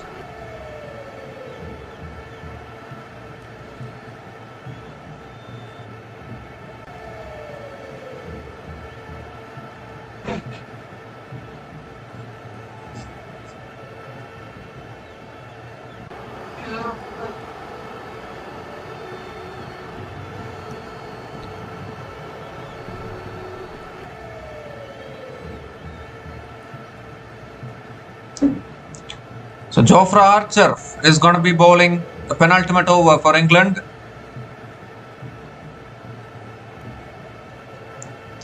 Adil Rashid picking up a couple of wickets, 2 for 16 in his 4 overs, very economical.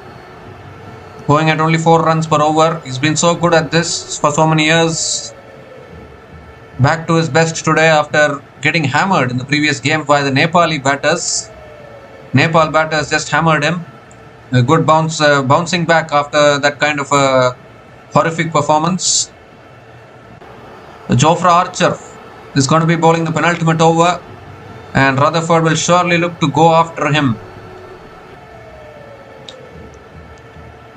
Around the wicket, Archer. It's a full delivery. Rutherford hits it down the ground to long on and picks up another single.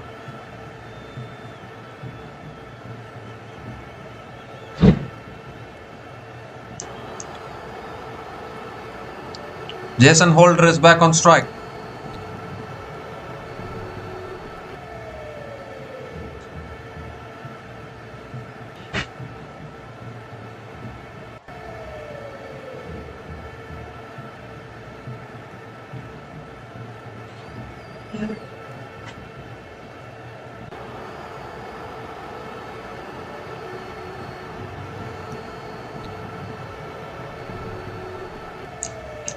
The second ball of the over coming up.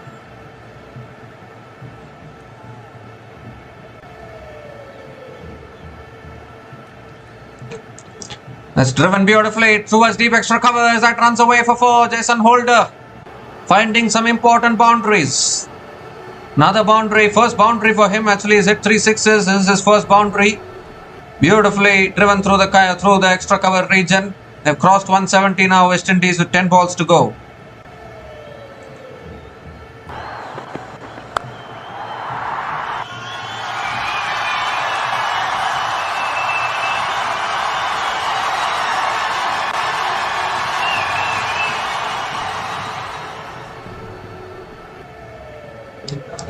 This time it's a full toss. Holder hits it down the ground to long on and picks up on another single.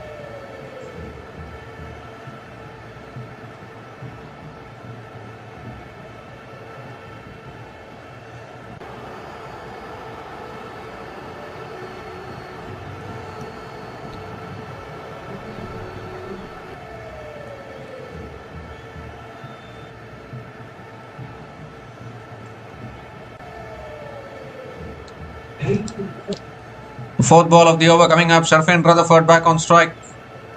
Archer coming around the wicket. And Rutherford goes big. That's into the stands. That's a big shot. Just clears deep mid wicket. Into the crowd for 6. Much needed 6 for West Indies. Rutherford delivers under pressure. 12 runs have come from this over. Still 2 balls left. His 6th maximum in this innings for Rutherford.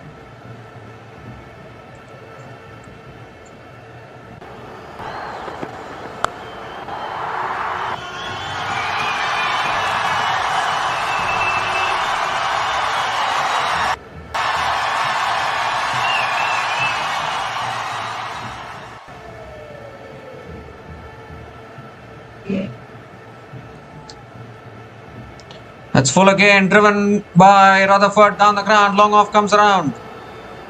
And Rutherford will pick up another couple of runs.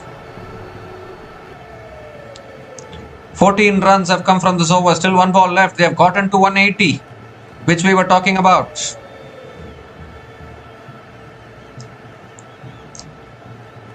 Still 7 balls left. They can get to 200 if they can push more.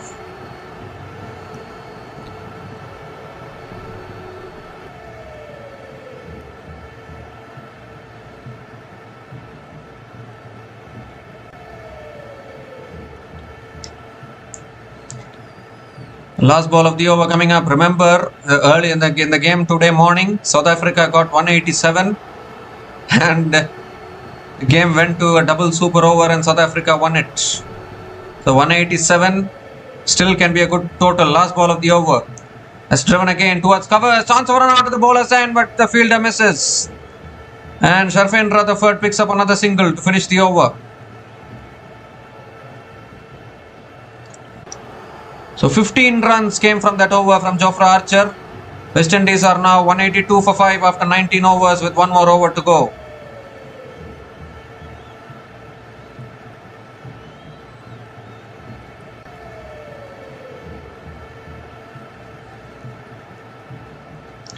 You would always want to get to 200. Another 18 runs takes West Indies to 200. 200 is any day a psychological figure. Even in batting friendly wickets, 200 is always a psychological mark that you want to cross.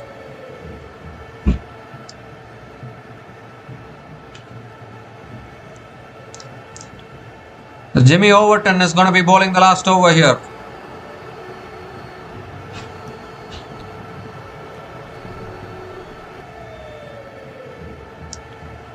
And straight away Rutherford hits it towards deep extra covers. and picks up another single to start the over. Jason Holder back on strike.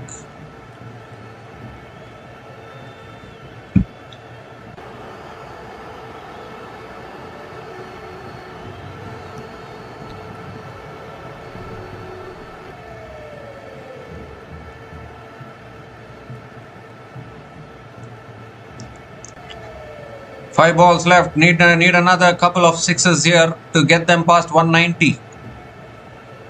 Try and get to that 200 run mark. Jason Holder is capable. 27 from 14 with 1 boundary and 3 sixers so far. And this partnership now 55 from 29 balls between Holder and Rutherford. Second ball of the over. Holder goes again. He's got that. He's got that. That's all the way. That's all the way for 6. That's what was needed. That is exactly what West Indies wanted. They need another couple of sixes, can take them past 200 here. 4th 6 in this innings for Holder.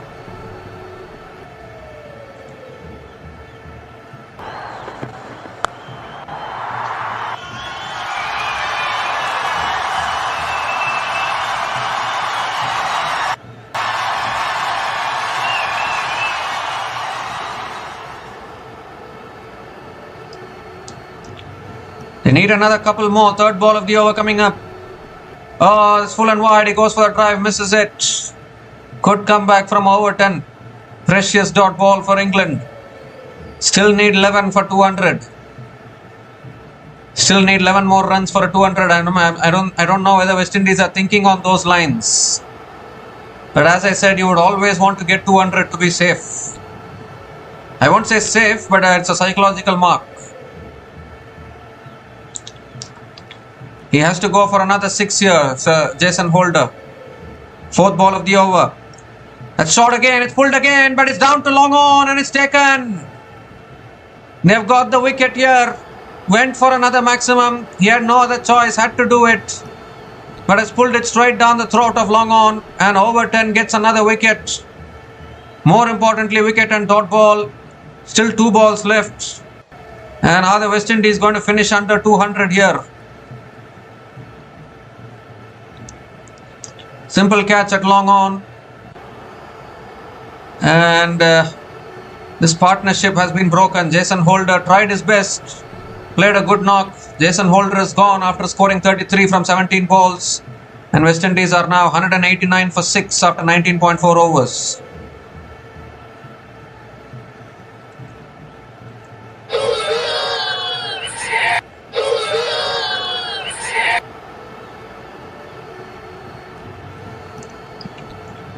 Romario Shepherd is the new batter to the crease. He knows to play one way. 2 balls left. And Shepherd slices it down towards deep extra covers and taken. Is it? No, it's fallen short of the fielder. Phil Salt is not claiming it. I think it's fallen short of the fielder there. Phil Salt is not even confident. If the fielder has taken the catch, at least they would have been confident. The umpires are going to go upstairs, I think.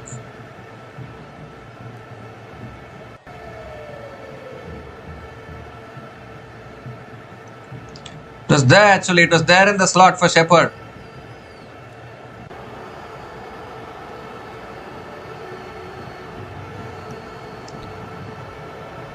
It's not carried to the fielder, it's on the bounce to the fielder, so single completed by Shepherd. Sharfin Rutherford is back on strike. They have gotten to 190. A 6 will take them to 196. Last ball of the innings coming up. Rutherford on strike. Goes down the ground. He's got that all the way. That's 6. That's a great way to finish off the innings. Sharfin Rutherford finishes off with a 6. And they finish ever so close to 200. 14 runs came from that last over, including the wicket of Jason Holder. And West Indies finished their 20 overs on 196 for 6 at the end of their 20 overs, which you would think is a really good total. Batting first. They've got the runs on the board, West Indies. Sharfin Rutherford unbeaten on 76 from just 42 balls with 2 boundaries and 7 sixers. He has been the man for West Indies today. A big last over actually. Such cleanly does he strike the cricket ball, Sharfin Rutherford. 76 from 42 balls for Sharfin Rutherford with 2 boundaries and 7 maximums at a strike rate of 180.95. Jason Holder provided him good company, 33 from 17 balls with 1 boundary and 4 sixers at a strike rate of 194.12. Remember, West Indies were struggling actually. West Indies lost a couple of early wickets. They were 8 for 2 at one stage, West Indies. And from there, they have reached 196 for 6 at the end of their 20 overs. So they can be mighty proud of the recovery and mighty proud of the total. So England, when they come out to bat, will need 197 runs to win this match from their full quota of 20 overs. It's going to be a challenging run chase, that is for sure. We'll be back again shortly to cover the run chase. Until then, please stay tuned.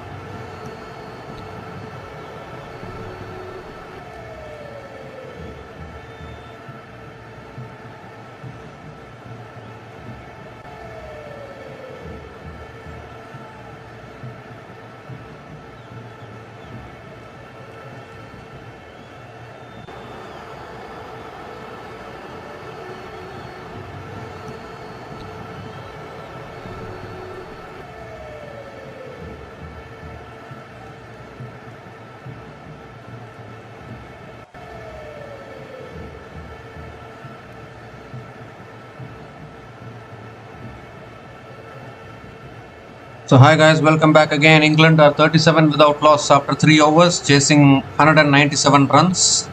A really good start to the second innings.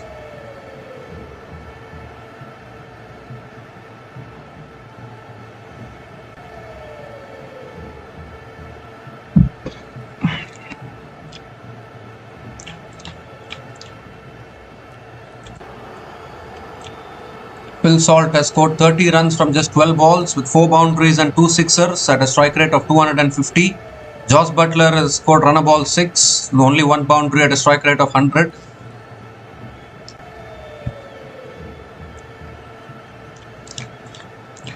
Romario Shepherd is the new bowler into the attack for West Indies.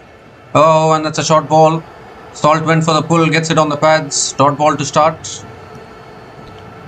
Romario Shepherd picked up a fifer in the previous game, including a hat-trick as well against Scotland. He always has this knack of picking up important wickets. Can he break this opening partnership?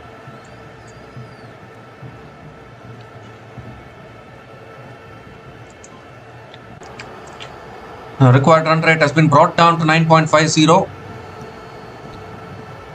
England will come hard at West Indies, no doubt about that.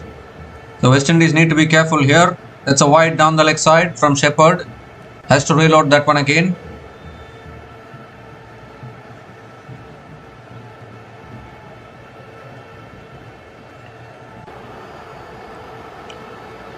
$196 is a good total, but these days on batting friendly wickets it becomes very tough to defend these totals. Particularly against quality teams like England, you need to be very careful because England will come hard. Phil Salt is a very aggressive, destructive player. He's not afraid of failure actually. Comes down the wicket, hits it in the air. Fielder will take the catch at mid-off. So Romario Shepherd again. Romario Shepherd again with the breakthrough. He has this knack of picking up important wickets. The golden arm of West Indies, that is for sure. He hit the deck hard. Salt was looking to go big leg side. Sliced it in the air. Simple catch at mid-off. And exactly what West Indies wanted. Early wickets. And Salt has to go. Romario Shepherd. Whenever you need a wicket, bring Romario Shepherd into the attack. He will automatically pick your wickets. He's dismissed the dangerous Phil Salt for 30 from just 14 balls. And England are now 38 for 1 after 3.2 overs.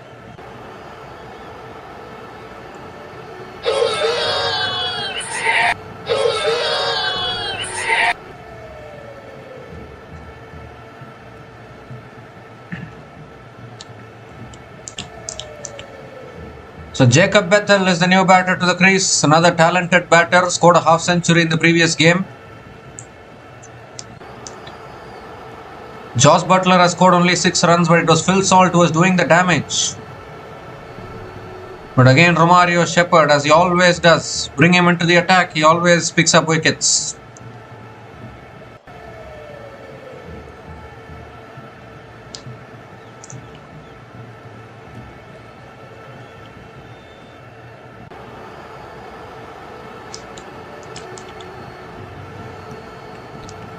Jacob Bethel scored a half century in the previous game against Nepal. Can he continue his good form today? Third ball of the over coming up from Romario Shepherd.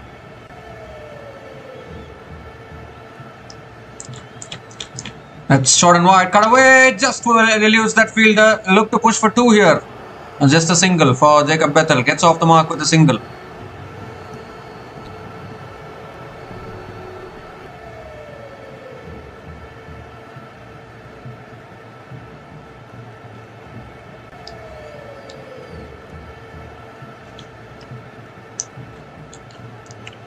Something about Romario Shepherd. Always picks up these important wickets. Even in the previous match when Scotland were looking like they could chase it down, it was Romario Shepherd who picked up those 5 wickets. Hat-trick as well. T20 World Cup hat-trick.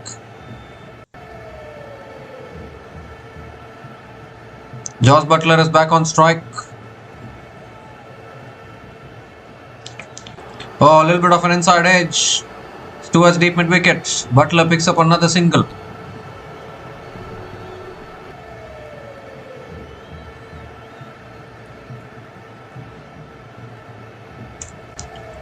So Romario Shepherd is now the third highest wicket taker in this tournament. Van Schalkwyk from USA is right at the top with 8 wickets, and then Lungisani Ngidi of South Africa is at number 2, 7 wickets. Romario Shepherd has picked up 6. Pfeiffer in the previous game, 1 in this game now. 2 more deliveries left in this over. Bethel back on strike.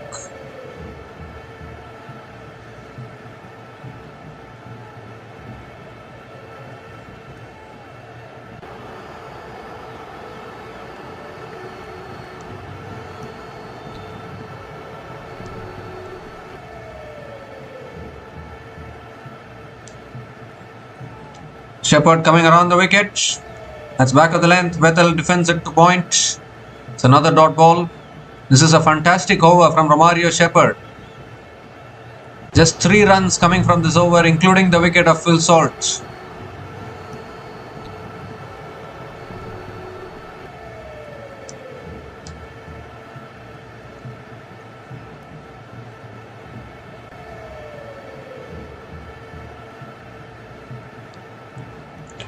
Golden arm for a reason as Romario. Last ball of the over coming up. And that's punched away in the gap. And that'll run away for 4. With a little bit of width on offer from Shepherd. And Bethel gets going with a boundary as well. His first boundary in this innings. Ends the over with a boundary. 7 runs came from that over, including the wicket of Phil Salt. And England are now 44 for 1 after 4 overs.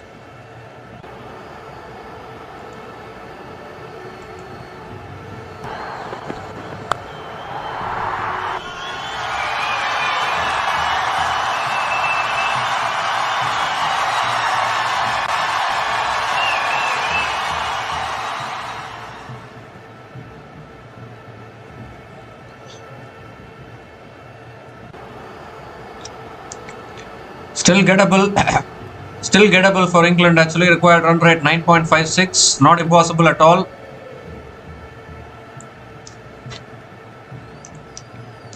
Akil Hossain is back into the attack into his third over. Josh Butler is on strike. Oh, that's a full toss. What happened there? Butler comes down the wicket, hits it towards deep mid wicket. They'll check for the height of that delivery probably. Was that too high? I'm not quite sure.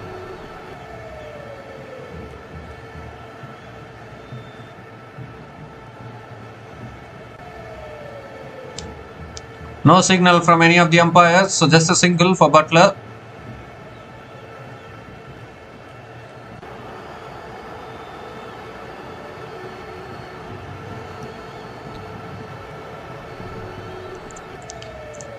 Just to give a stat, West Indies are unbeaten at the Wankhede Stadium in T20 World Cups. Can they continue that winning run today?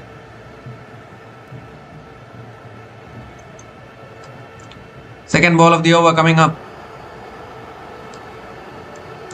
Short and wide, cut away by Bethel, finds the gap, and that will run away for 4.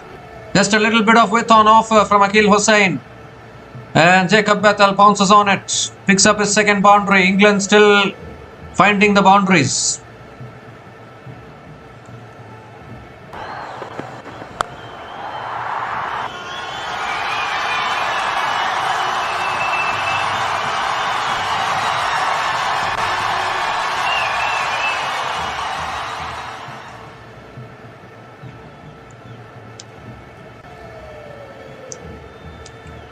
Third ball of the over. Oh, he goes for the cut again. Edge past third man, and that's 4 more. Racing away. And it gets to the rope. Well, the fielder thinks he has stopped it, but it's gone into the rope. So back-to-back boundaries here for Jacob Bethel. 50 comes up for England. 50 comes up in 4.3 overs. And this is a very positive start here from England.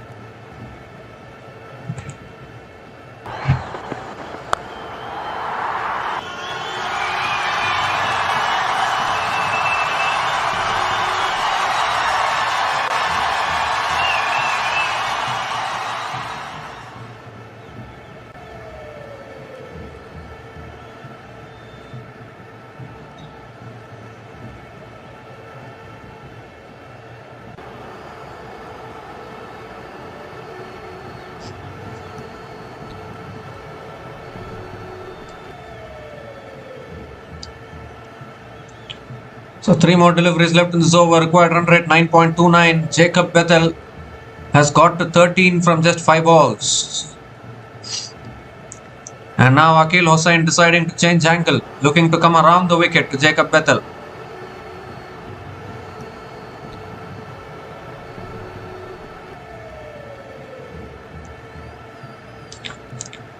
That's a quicker delivery. Bethel punches it towards covers.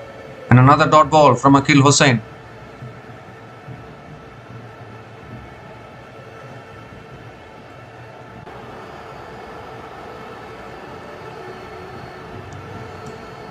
Two more deliveries left in this over. Required run rate 9.39. Should be manageable, I think. Oh, he goes for a sweep. Gets it past that fielder at square leg, and that's 4 more. Third boundary in the over for Jacob Bethel. He's batting really well here. Once again, superb placement. And picks up another boundary. England are off to a very, very flying start here in this run chase.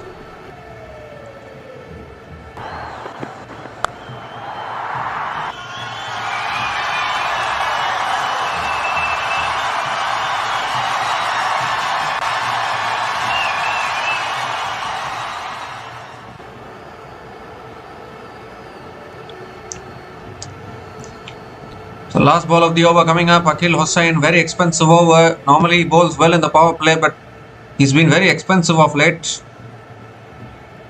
This time it's flicked away leg side by Bethel towards deep mid wicket and picks up another single to finish the over. 14 runs came from that over, and England are now 58 for 1 after 5 overs.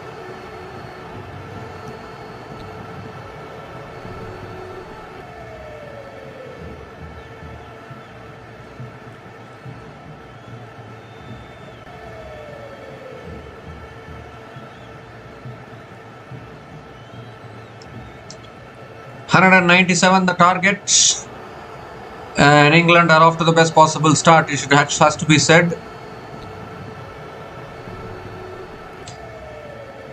England bat very deep actually. They have all the 11 batters can bat in some way or the other for England.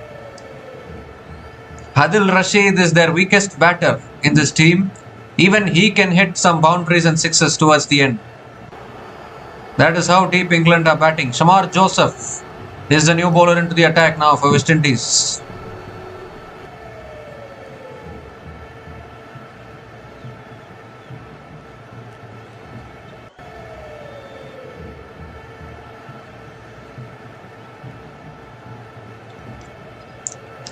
Sixth over of this innings. Jacob Bethel on strike.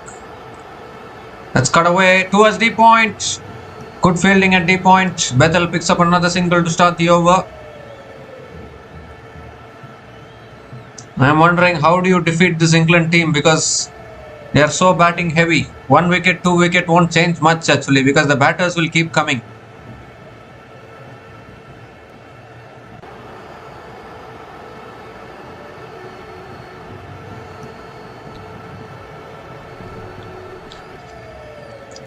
But Nepal gave a very good fight against England just a few days ago. Nepal almost got over the line while chasing 185. England could post only 184 actually.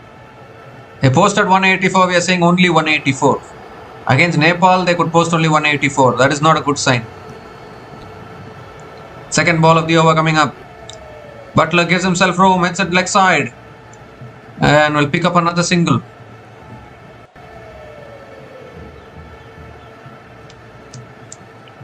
So both the two-time champions going head-to-head today. You need to see who will prevail in this game. Required run rate 9.34.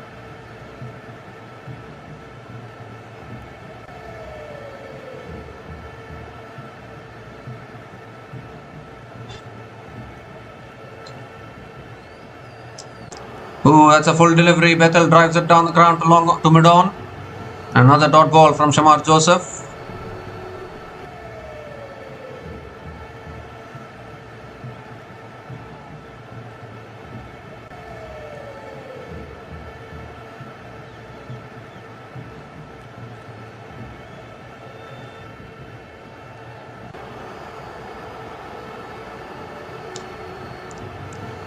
Shamar Joseph is a really good talent. Full toss, Bethel goes offside and one bounce to D point. D point is there for that particular reason, and Jacob Bethel picks up another single. Shamar Joseph, if anyone remembers, a couple of years ago at the Gabba in Brisbane, West Indies won a test match against Australia. Shamar Joseph was the player of the match in that game at the Brisbane and Gabba. Australia got defeated by West Indies in their fortress. But that was a test match. This is a T20 match, completely different formats. Butler gives himself room, hits it in the air, just clears that fielder. It won't go for 4, but Butler will pick up another couple of runs.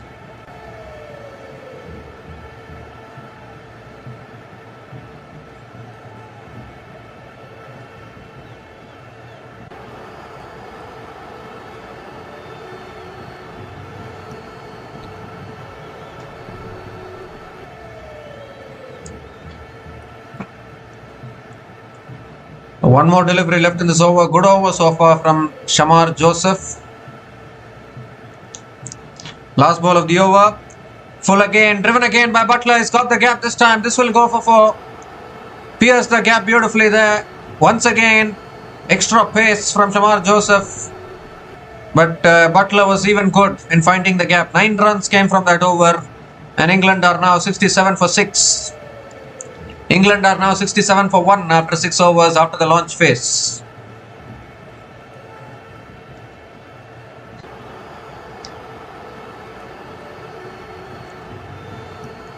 And it's also the time for the drinks break.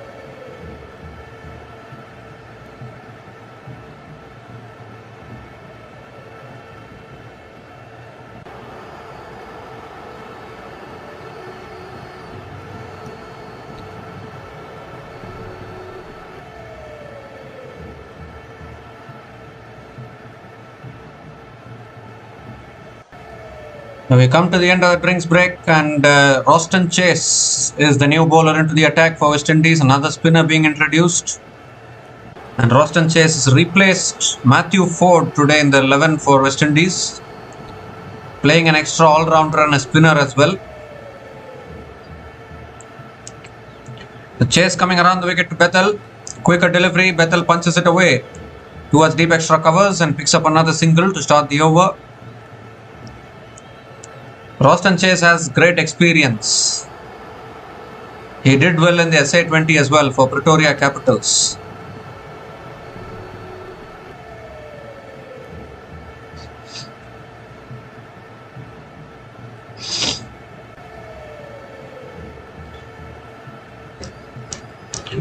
Josh Butler is back on strike. Ball will be spinning into him, so he'll fancy his chances. I still have Kodakesh Moti, who also has 4 overs left. Second ball of the over. Quicker ball. Butler punches it back to the bowler. It's a dot ball from Chase. Well bowled.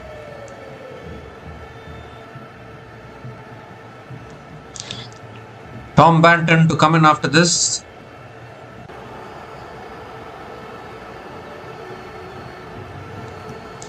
Third ball of the over. Butler pulls it away leg side. He's got that one. That's all the way. All the way over deep square leg for 6.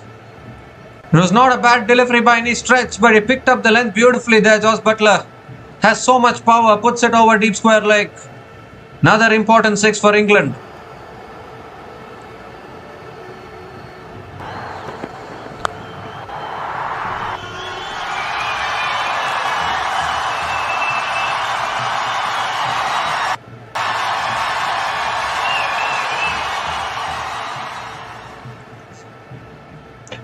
And Butler goes again, but this time straight into the hands of long on.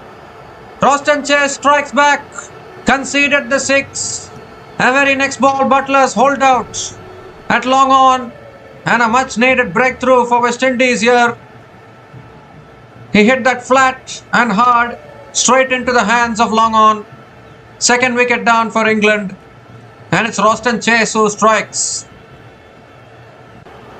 Was not there for the taking, was not there to be hit there. Again, Butler looked to manufacture a 6 there, only finding the man at long on.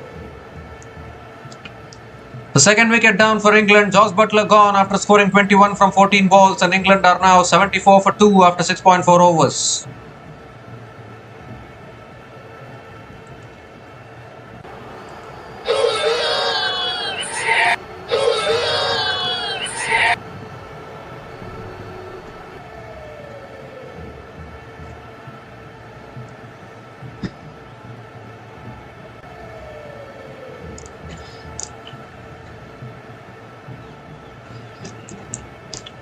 Tom Banton is the new batter to the crease for England. Only way West Indies can put pressure on England is to keep taking wickets.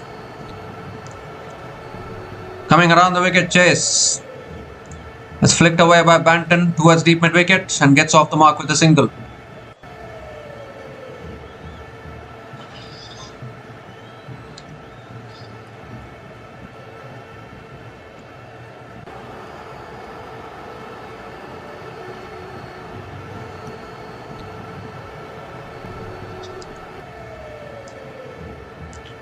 Jacob Bethel is back on strike. Last ball of the over coming up. Quicker ball. Bethel flicks it away down the ground to long on. Going to push for 2 here. No, just a single for Jacob Bethel. Another single to finish the over. 9 runs came from that over, including the wicket of Josh Butler. And England are now 76 for 2 after 7 overs.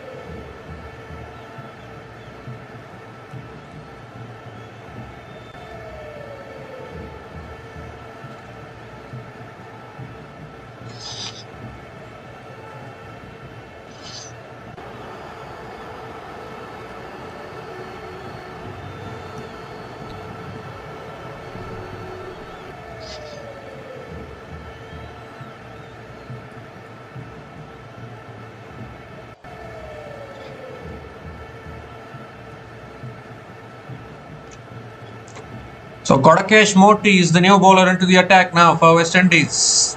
Left arm off spinner. Jacob Bethel is on strike. Ball will be spinning into Jacob Bethel, but Moti has the leg spinners as well.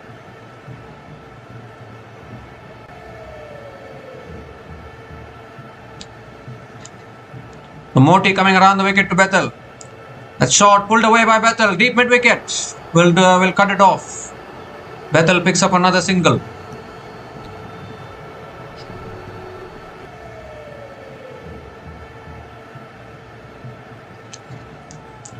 Tom Banton is back on strike.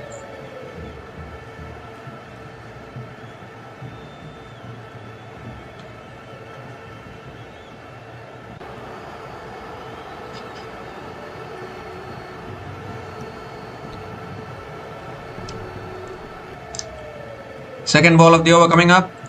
Another quicker ball punched away by Banton straight to covers. A dot ball here. Trying to put the squeeze on now, West Indies here.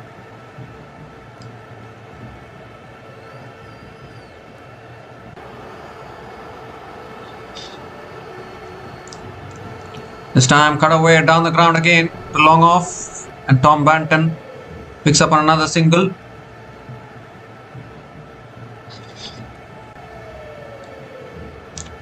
Required run rate is still below the current run rate, and that shows that England have got off to a really good start in this run chase.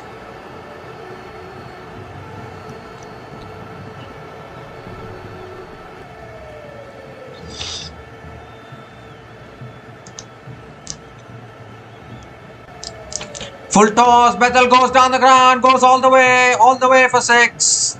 Missed his length there, Kodakesh Moti. If you miss your length, Jacob Bethel is too good a player to miss out on that. Puts it all the way for 6 over long on. Much needed 6 for England. That will release some pressure.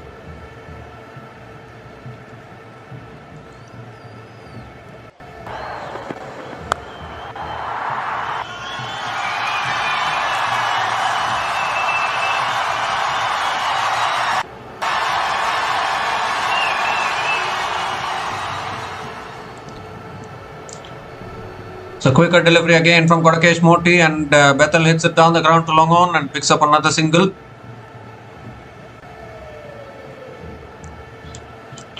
Tom Banton is back on strike.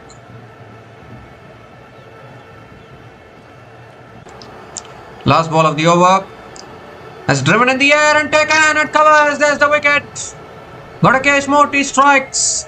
Very soft dismissal. Banton just driving it in the air. Really good catch at covers there, and exactly what West Indies wanted. They need to keep taking wickets. They've got their third. Tom Banton, a very soft dismissal. Nicely tossed up there from Moti, inviting the loose shot, and Banton unfortunately falling for it. So the third wicket down for England. Tom Banton is gone after scoring 2 runs from 3 balls, and England are now 85 for 3 after 8 overs.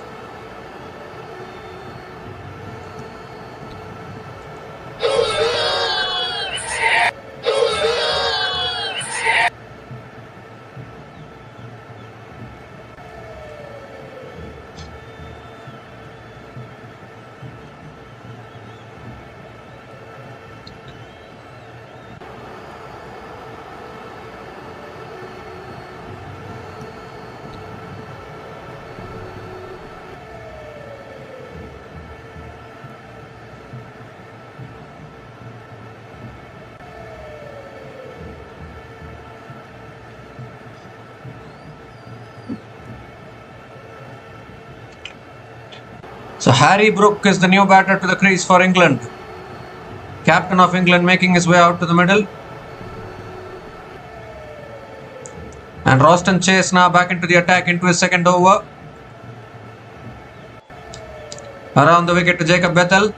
Has tossed up again. Bethel defends it to point. Dot ball here from Roston Chase.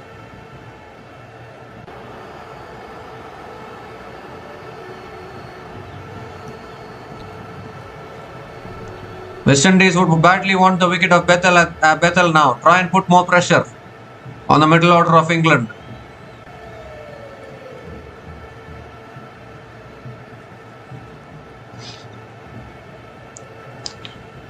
Second ball of the over coming up.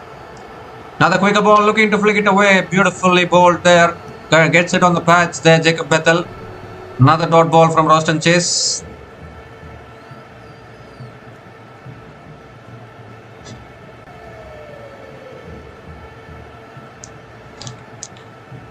Third ball of the over coming up. That's punched away again, straight to the field at point. 3 dot balls from Roston Chase. Brilliant bowling.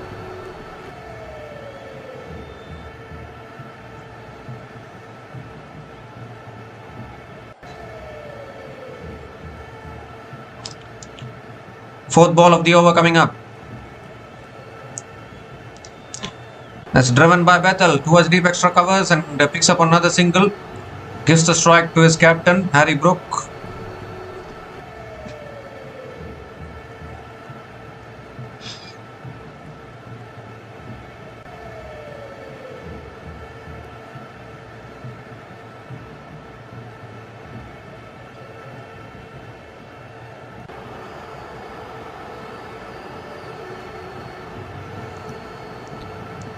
The fifth ball of the over coming up. Harry Brook, very, very destructive hitter of the ball.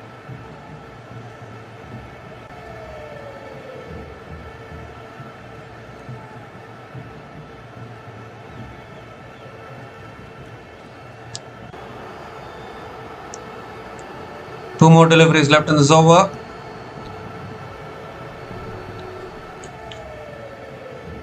Chase coming around the wicket to Harry Brook.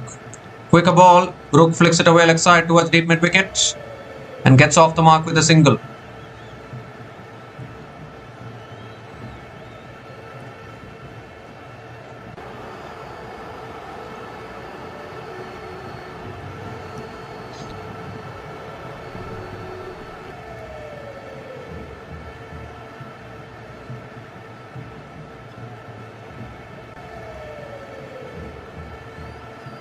Last ball of the over. Quicker ball flicked away again by Bethel. Picks up another single to finish the over. Excellent over from Roston Chase. Just 3 runs came from that over. And England are now 88 for 3 after 9 overs.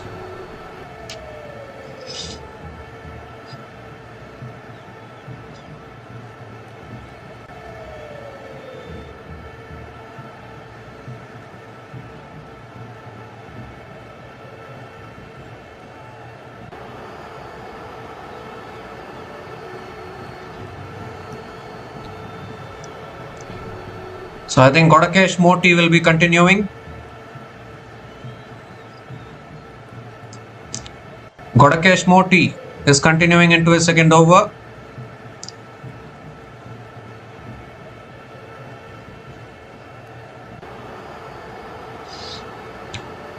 Jacob Bethel is on strike. Ball spinning into Jacob Bethel again. Full toss. Bethel hits it down the ground to long on and picks up another single.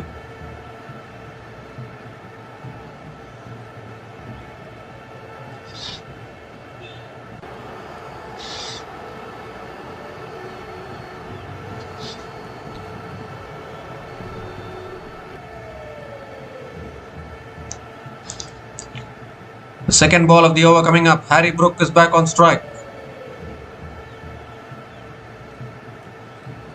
They need the wicket of Harry Brook.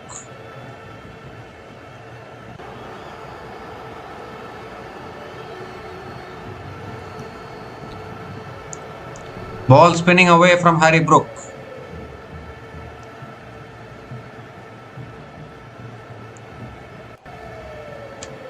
Another quicker ball flicked away again by Brook. Picks up another single. Bethel is back on strike. If they can get the wicket of Bethel now, this game will become even more interesting. Harry Brook has now got 4,000 runs. Harry Brook has completed 4,000 runs in T20s. Congratulations to Harry Brook.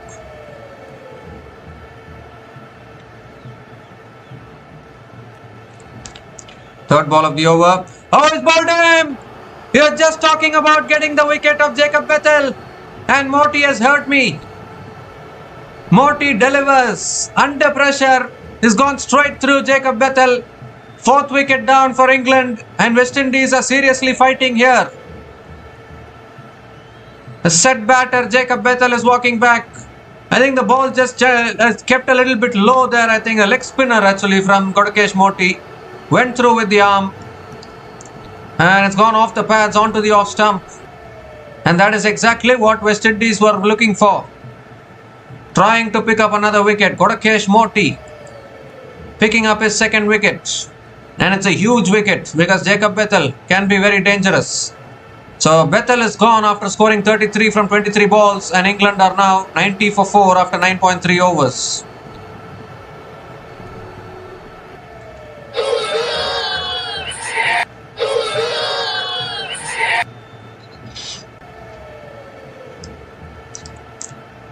The batters will keep coming, isn't it? There's no respite at all. Batters will keep coming. Sam Curran is the new batter to the crease for England.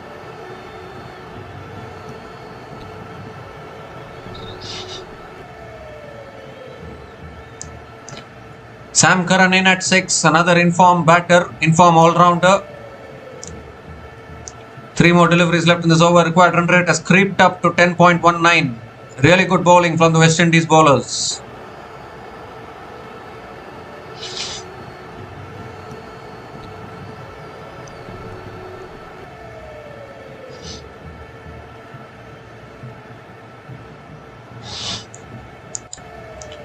Fourth ball of the over coming up. Sam Curran. Oh, that's a full toss on leg stump. He could have hit it anywhere. Sam Curran sweeps it away towards deep square leg and gets off the mark with a single.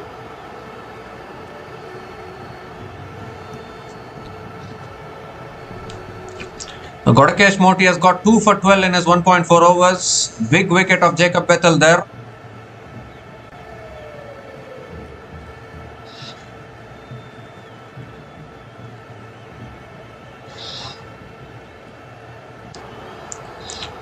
Fifth ball of the over coming up. That's full and on the pads. Flicked away again by Harry Brook. Pushing for 2 here. Can't get it. Just a single for Brook. Sam Curran is back on strike. Just 4 runs coming from this over, including the wicket of Bethel. Beautiful bowling from Godakesh Moti.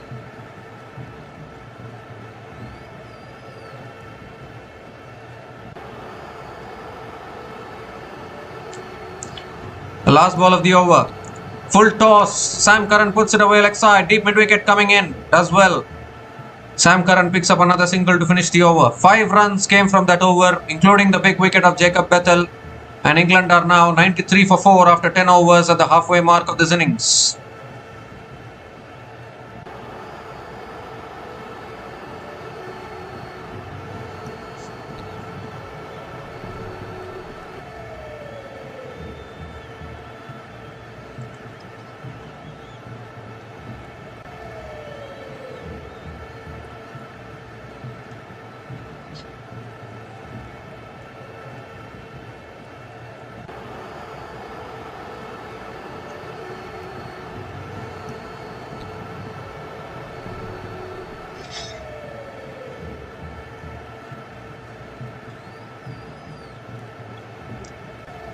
So 10 overs left, 104 needed for England. Shamar Joseph is back into the attack. Two new batters at the crease for England. Last 24 balls, only 26 runs have been scored. Really good bowling from West Indies. They have picked up 3 wickets as well.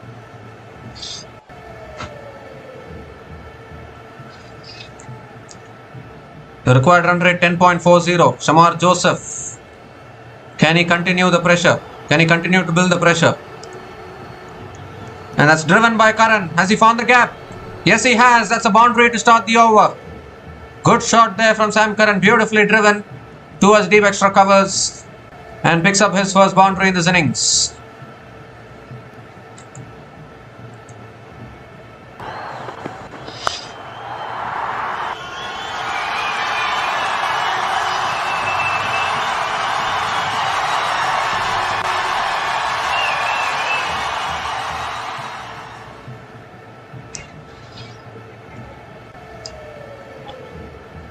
Second ball of the over coming up.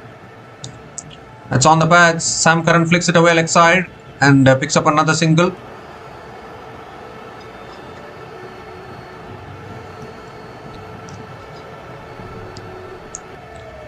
Harry Brook is back on strike.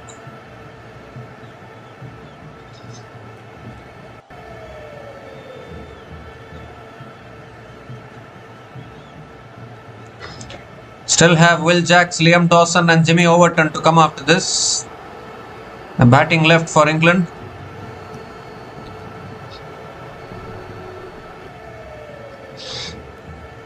Will Jacks played a really good cameo in the previous game against Nepal.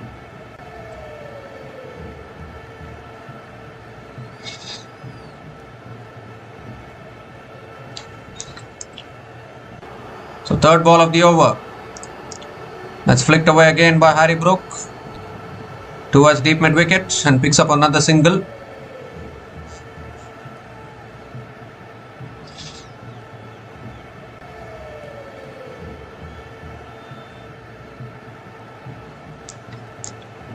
Sam Curran is back on strike.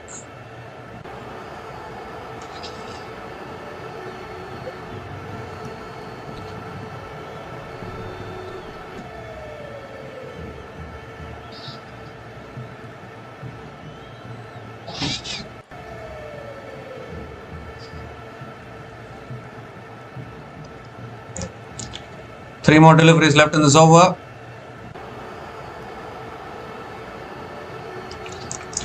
Oh, coming around the wicket to Sam Curran. Sam Curran cuts it away straight to covers. Another dot ball from Shamar Joseph.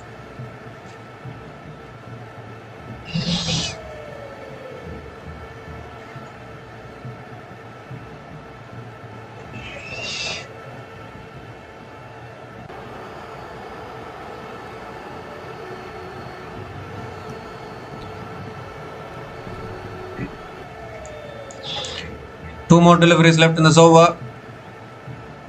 That's pulled away down the ground. Oh, good stop. Really good stop from Shamar Joseph there.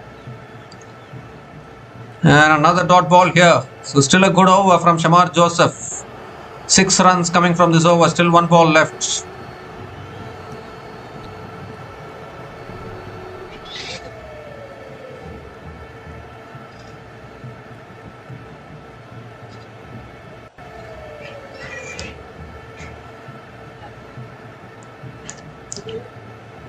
So last ball of the over coming up.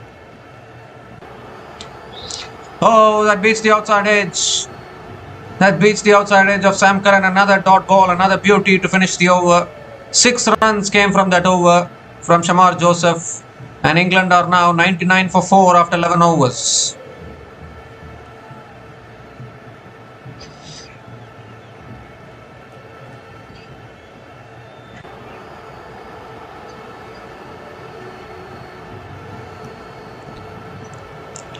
So 98 needed from the last 9 overs, and this is why I was saying if you can get 200, it's always the psychological mark in these tournaments, in these matches.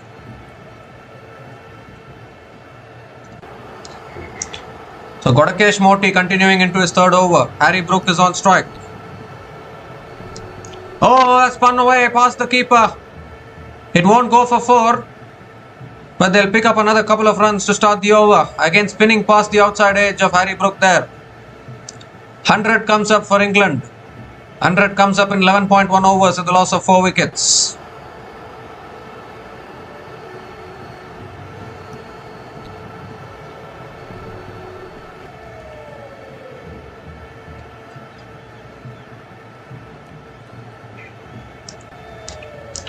Second ball of the over. That's driven again down the ground by Brook towards long off and picks up another single.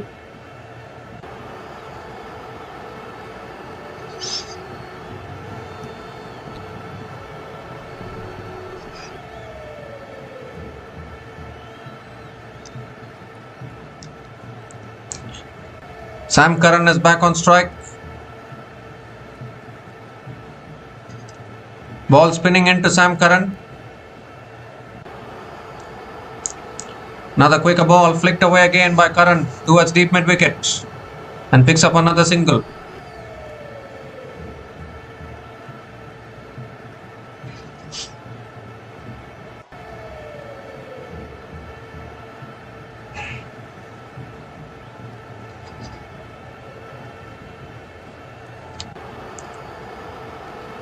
Fourth ball of the over.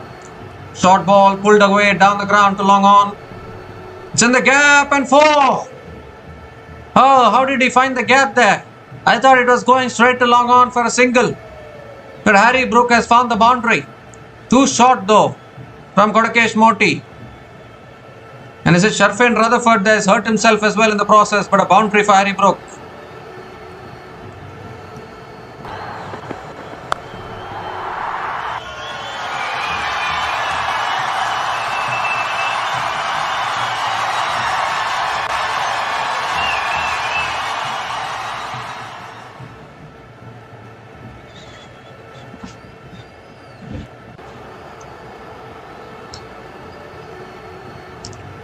And Rutherford is going off the field.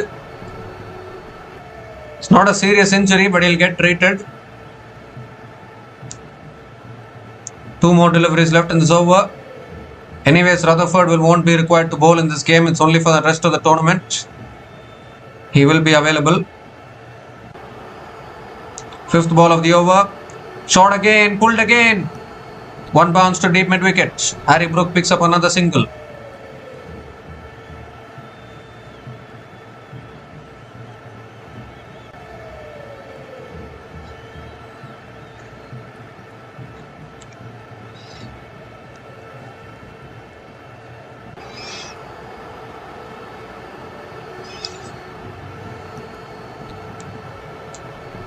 The last ball of the over coming up.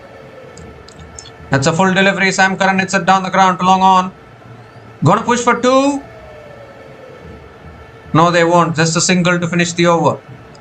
So in fact, they picked up a couple of runs. Couple of runs to finish the over. So 11 runs came from that over from Kodakesh Moti, and England are now 110 for 4 after 12 overs.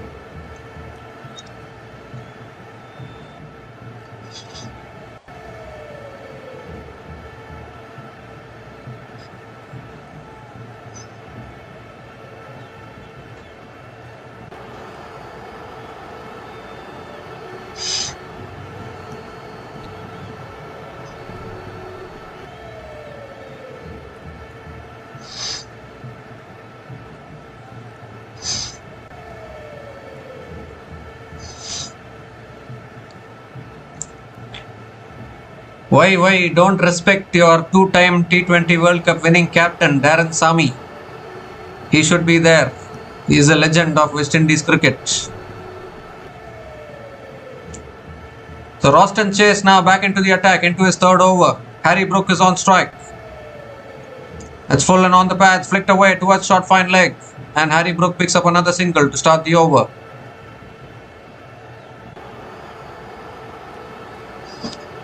"86 from 47 now. Sam Curran back on strike.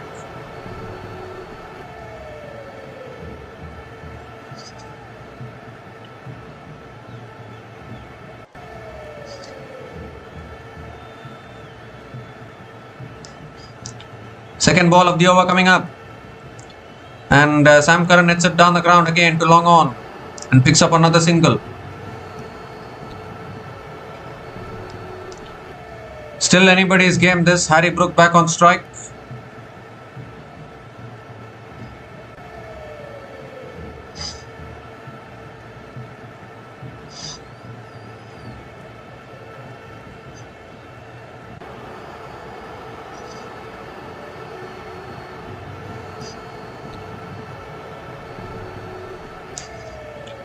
So 3rd ball of the over coming up from Roston Chase.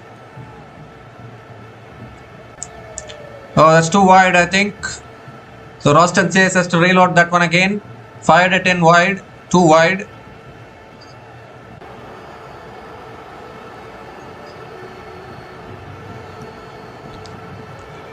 Required run rate nearing 11 now.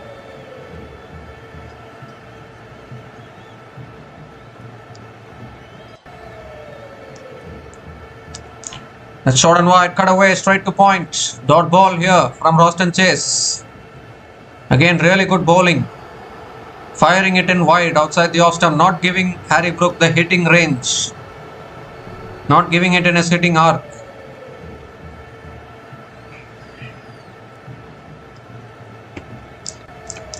Oh, that's tucked away leg side. It won't go for 4. Fine leg coming around. Stops the boundary. In fact, it's given as a wide, so 3 extra runs to the total. Wide plus the double, couple of runs. Harry Brook playing mind games with the bowler, giving himself room.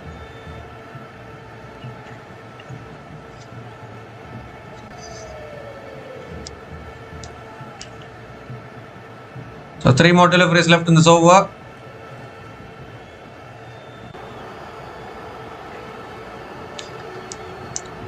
That's driven away again by Harry Brook towards deep extra covers.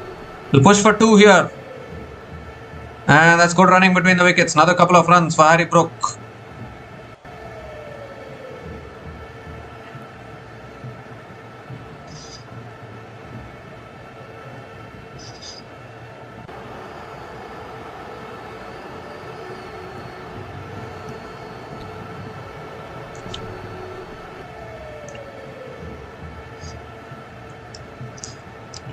Two more deliveries left in this over.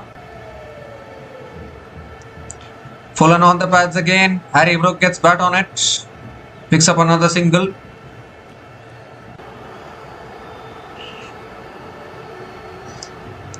Nine runs have come from this over. Still 1 ball left.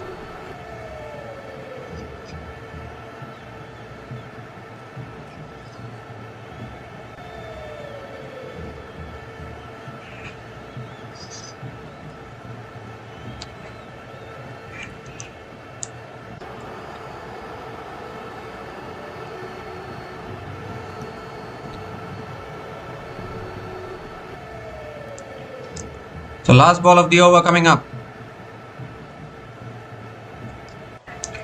That's short and that's pulled away by Curran. Finds the gap. That's 4. So the extra ball has costed West Indies there. Too short there from Roston Chase. Sam Curran pulls it away. Ends the over with a boundary. 13 runs came from that over. And England are now 123 for 4 after 13 overs.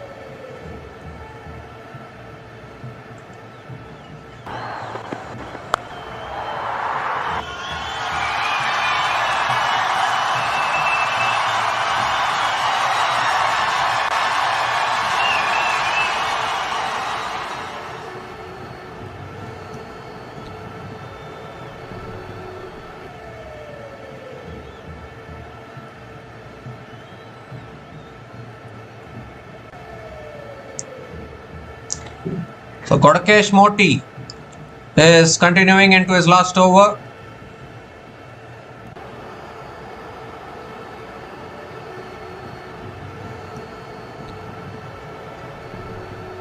Harry Brook is on strike.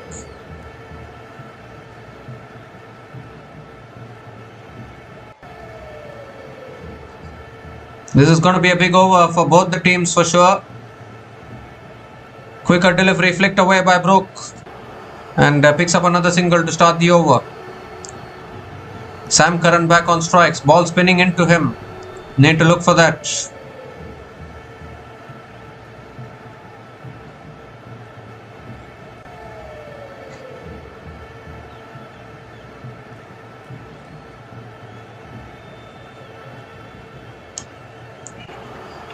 Second ball of the over coming up. Sam Curran on strike.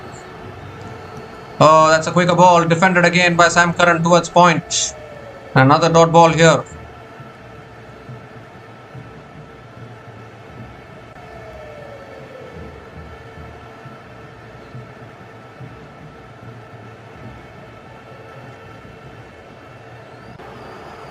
And Curran pulls it away. That's all the way, is it? Yes, it is. All the way for 6. Pick the length up. Deposited over deep mid wicket. A much needed 6 there for England. It was going a little quiet. Sam Curran provides the 6. That will release some pressure for England. First 6 for Curran in this innings.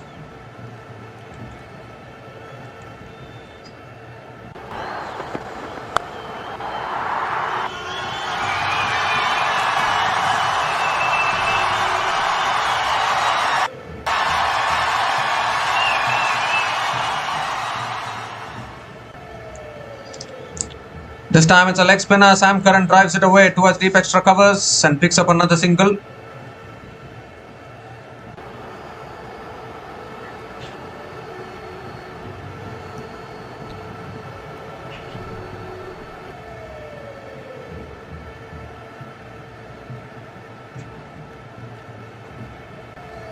Oh, in the air and taken! Got a catch, Morty!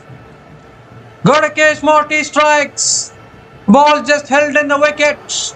Harry Brook just chipping it back at Morty. And another wicket goes down here for England. That is exactly what West Indies wanted. A dangerous Harry Brook is walking back. He can be very, very dangerous. We all know that. The ball stopping and holding in the wicket. Harry Brook through with the shot. Really good catch diving forward by Godakesh Morty. Fifth wicket down. Godakesh Morty picks up his third. Harry Brook is gone after scoring 17 runs from 14 balls. And England are now 131 for 5 after 13.5 overs.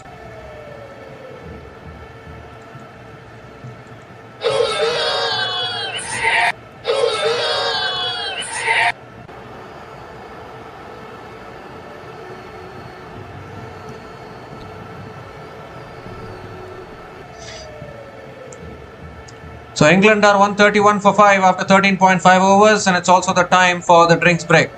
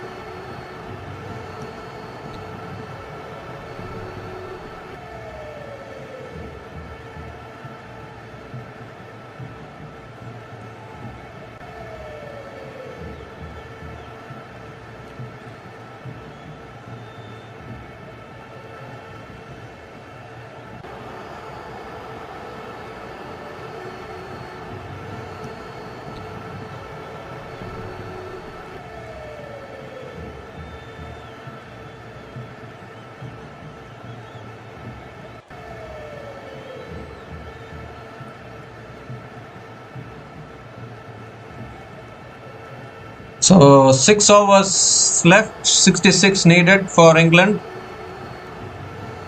66 needed from 37 balls. Will Jacks is the new batter to the crease. One more delivery left in this over from Morty.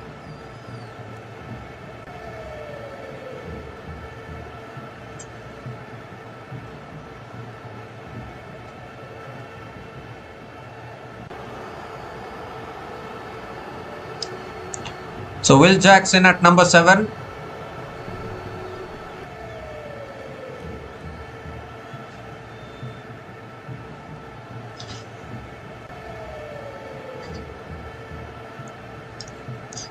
The last ball of the over coming up from Godakesh Morty. 3 for 33 in his 3.5 overs so far. Will Jacks on strike. Quicker delivery. Will Jacks punches it towards point. Can't take the single. Another dot ball to finish the over. 8 runs came from that over, including the wicket of Harry Brook. And England are now 131 for 5 after 14 overs.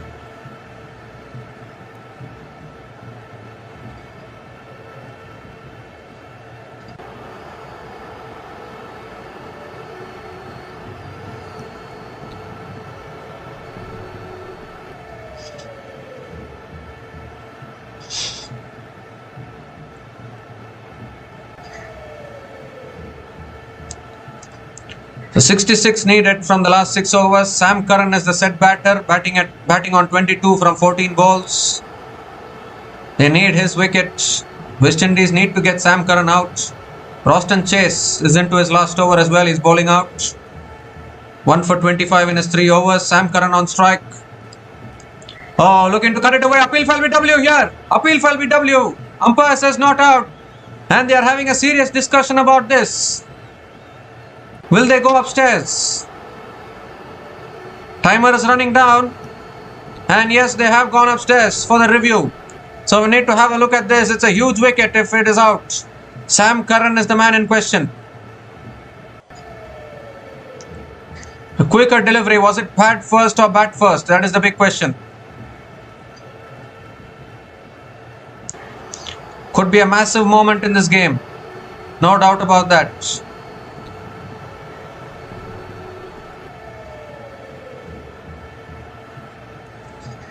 Oh, big time bat involved in that.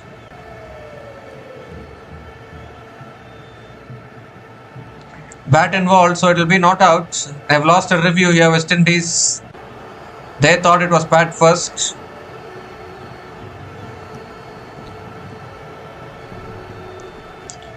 Required run rate 11.31. Second ball of the over coming up. Quicker delivery, flicked away again by Sam Curran towards deep mid wicket and picks up another single. Will Jacks is back on strike.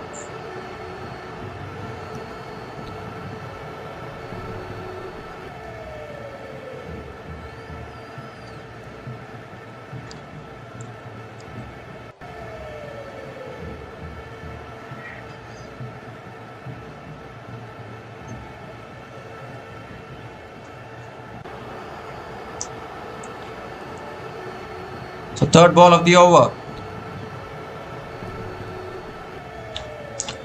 That's full again, driven beautifully by Will Jacks towards deep extra covers and gets off the mark with a couple of runs. Will Jacks.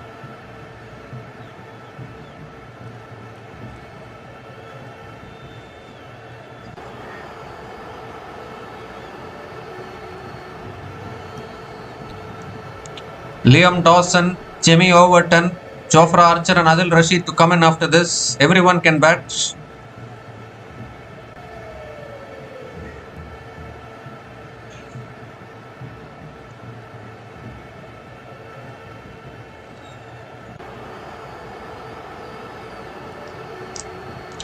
Oh, looking to flick it away uphill, FLBW, finger goes up, finger goes up. There's another wicket for West Indies. Looking to play across the line there, Will Jacks is surely going to review, I think. Only question is, did it pitch outside leg? They've gone upstairs for the review. You need to have a look at this. Was looking to flick it away there. Is it pitching outside leg? That is the only question.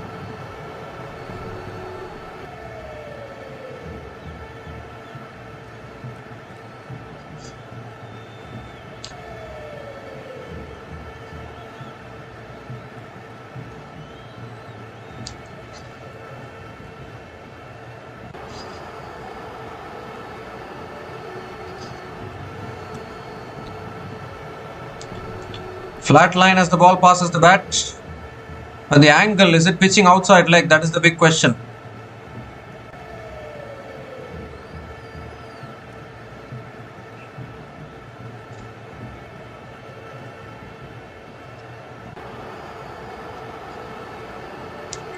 It's pitching in line, impact in line. Wicket setting, that's the wicket. It will remain out. England have lost a review. Finger goes up once again. Will Jacks has to go. Roston Chase gets another. Gets his second wicket. Spin to win today from West Indies. That is for sure. Sixth wicket down for England. Will Jacks is gone after scoring 2 runs from 3 balls. And England are now 134 for 6 after 14.4 overs.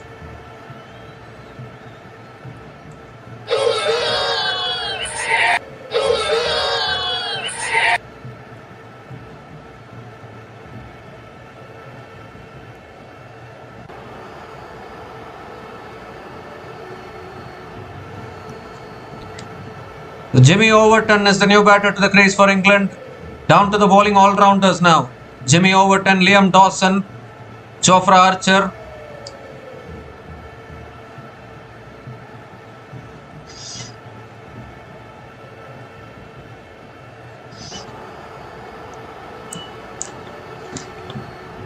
Two more deliveries left in this over.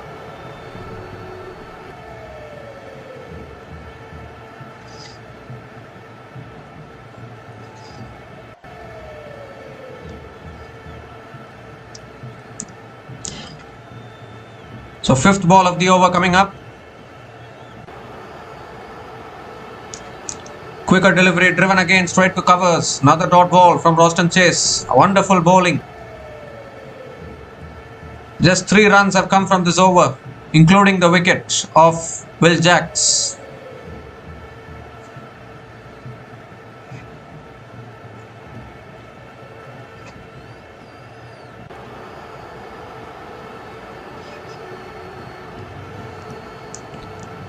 So last ball of the over coming up. That's flicked away by Jimmy Overton towards deep mid-wicket and gets off the mark with a single to finish the over. Just 4 runs came from that over, including the wicket of Will Jacks. Roston Chase finishes his spell 2 for 29 in his 4 overs, and England are now 135 for 6 after 15 overs.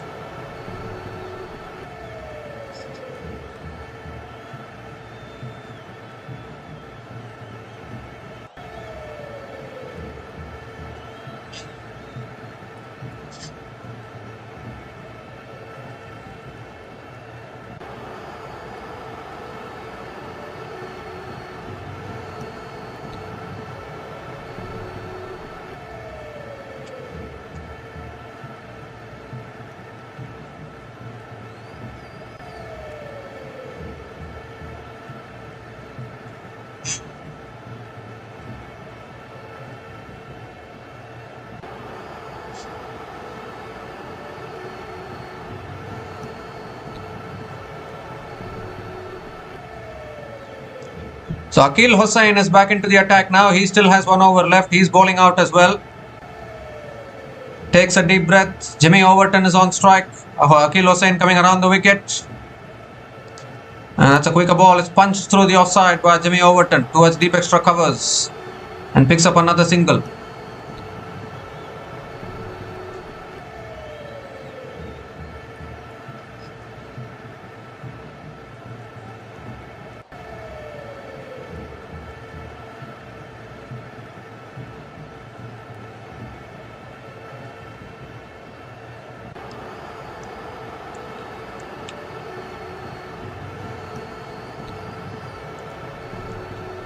The second ball of the over coming up. Sam Curran has a lot of responsibility on his shoulders.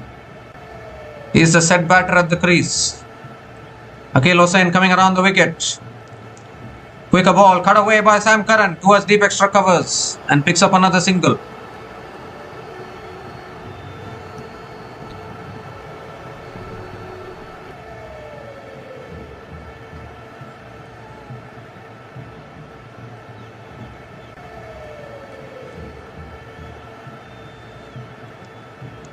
Jimmy Overton is back on strike.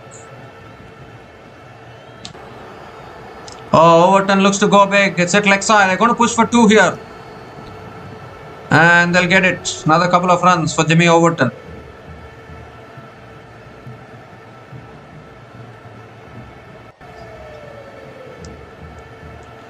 Three more deliveries left in this over. You want to get it down to Liam Dawson and Jofra Archer, won't you? As a bowling unit.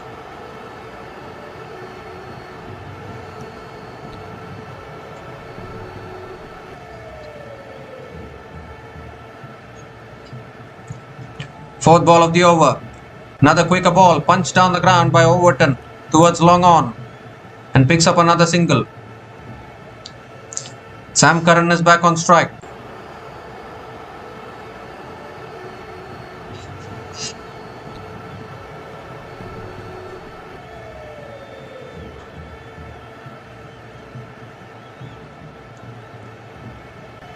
Two more deliveries left in this over.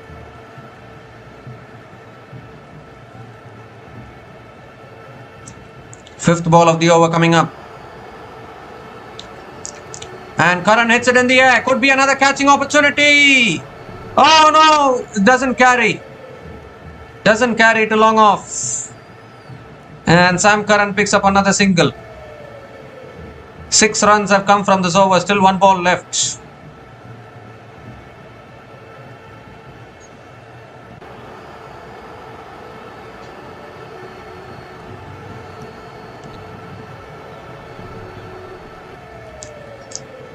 Last ball of the over coming up. Jimmy Overton on strike.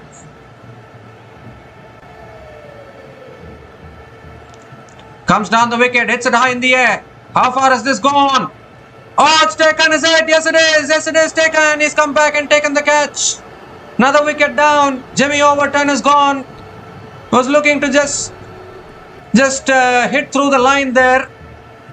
And a really good catch at long off. The fielders take those catches really well. They're going to have a look at it, whether the fielder touched the rope or not. But you always believe the fielders in these situations.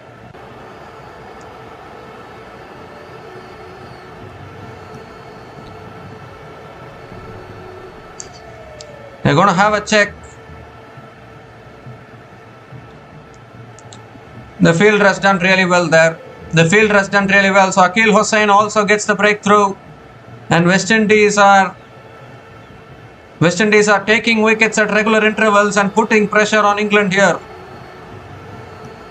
Decision pending. Out is the decision. So Jimmy Overton is on his way. Another one bites the dust for England. Jimmy Overton is gone after scoring 5 runs from 6 balls. And England are now 141 for 7 after 16 overs.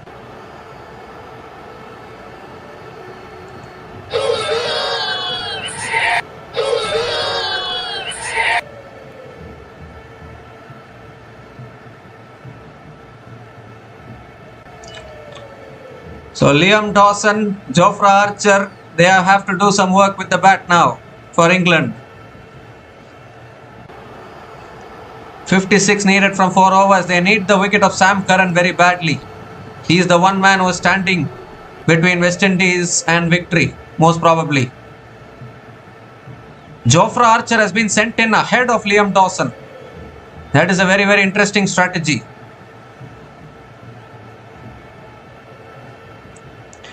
The Shamar Joseph is back into the attack.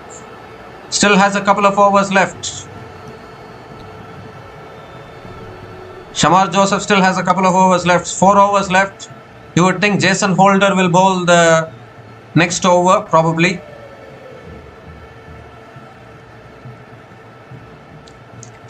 The Jofra Archer is the new batter to the crease.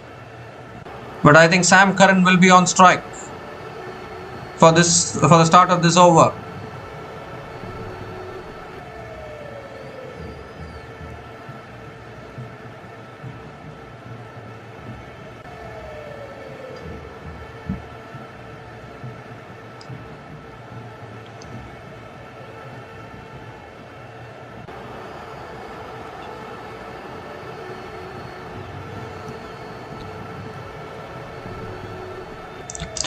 So Shamar Joseph coming around the wicket to Sam Curran.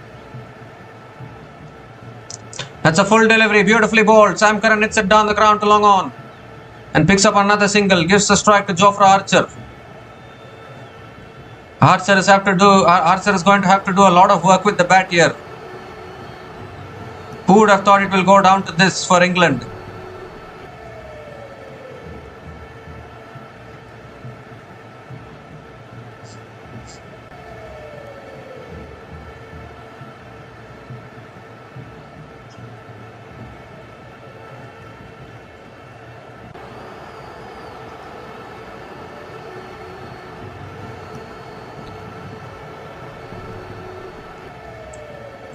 The second ball of the over coming up. Jofra Archer is on strike. He'll just look to swing his bat. Cannot afford to miss your slot to Archer. Full toss. It's down the ground. Good fielding at mid-off. Archer gets off the mark with a single. 54 needed from 22 now.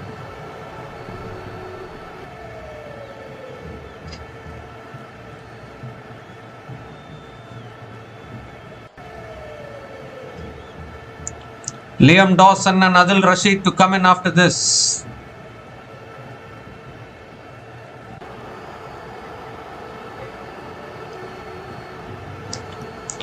England fans watching very nervously. Sam Curran is back on strike.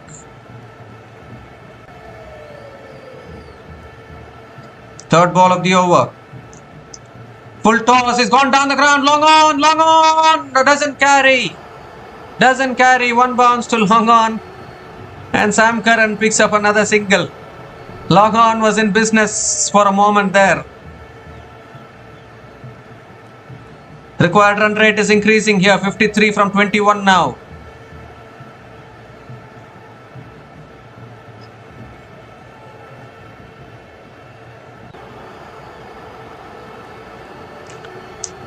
Three more deliveries left in this over. Archer is back on strike. Goes for a paddle, gets it over fine leg, and that's one bounce four. Decided to improvise there, Jofra Archer. He's got it over short fine leg. And he picks up a much needed boundary. His first boundary in this innings. Valuable boundary for England.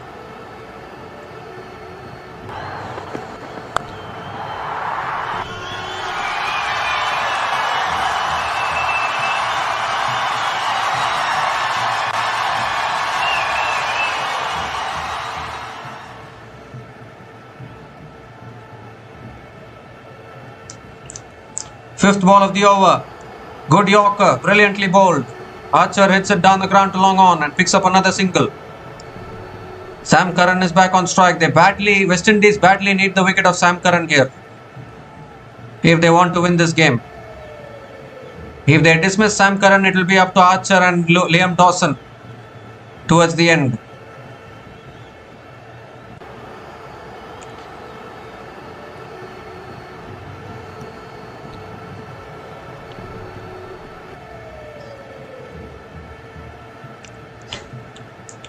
The last ball of the over coming up. Sam Curran on strike. Brilliantly bowled again. Another brilliant Yorker. Sam Curran takes it towards point and picks up another single to finish the over. 9 runs came from that over. 150 comes up for England. And England are now 150 for 7 after 17 overs. 47 needed from the last 3 overs with only 3 wickets in hand.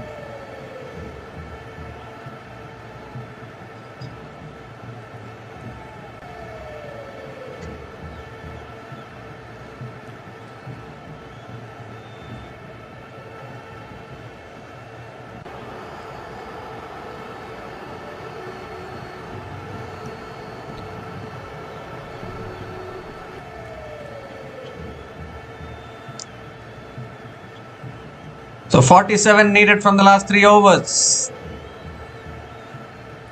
Jason Holder is back into the attack. You would think that he will bowl this over and the last over for West Indies. Shamar Joseph will bowl the penultimate over. So they have planned this well, West Indies.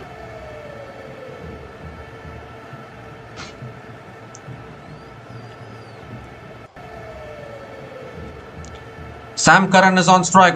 Jason Holder has his changes of pace. He'll mix up his variations. Coming around the wicket to Sam Curran. Oh, that's in the slot, but he couldn't time it. It's down the ground to long on. And Sam Curran picks up another single. That's not a bad result for West Indies. They won't mind singles.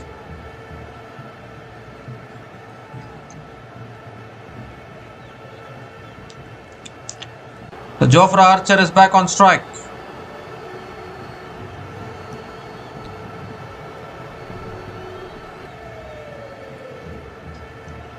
What is Archer going to do?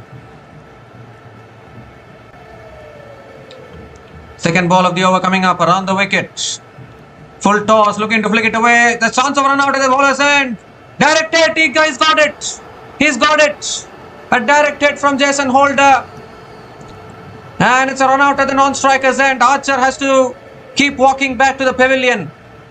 And the 8th wicket goes down for England. What a direct hit that was from Jason Holder. Brilliant.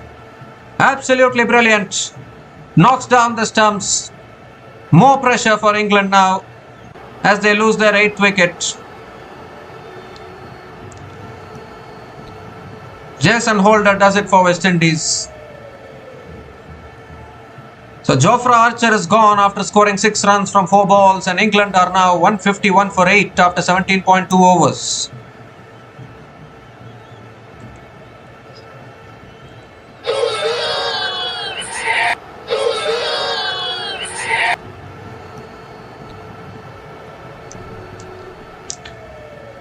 So So Liam Dawson is the new batter to the crease for England. And probably you would think that these two batters are the last hope for England. If it goes down to Adil Rashid, I think it's game over.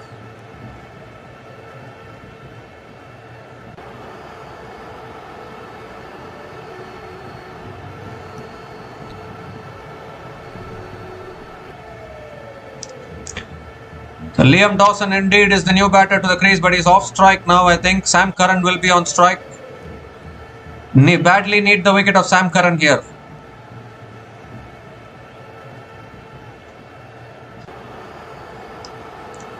Third ball of the over coming up from Jason Holder. Sam Curran swings it leg side, no timing at all. Long on comes in play. Sam Curran picks up another single, gives the strike back to Liam Dawson. He has not found his timing, Sam Curran, in the last few overs, and the required run rate is only increasing higher and higher. 3 more deliveries left in this over.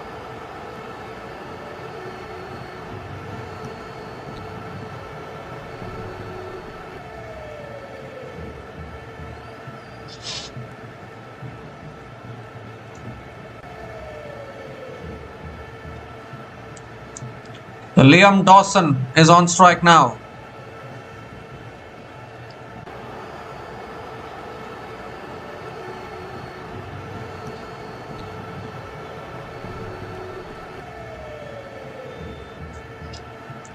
Fourth ball of the over coming up.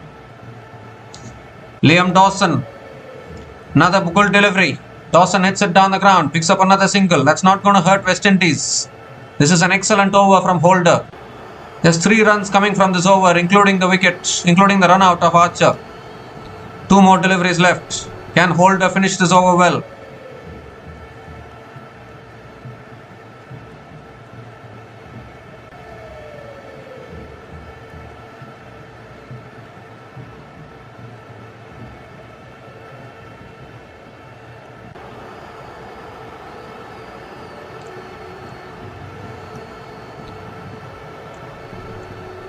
Two more deliveries left in this over. Big 2 deliveries coming up. Sam Curran on strike. He goes big. And he's got that one. That's miles back. Out of the ground for 6. That's exactly what England wanted. In the slot from Jason Holder. And Sam Curran has got it out of the ground. Makes it 38 to get from 13. A vital 6 for England here.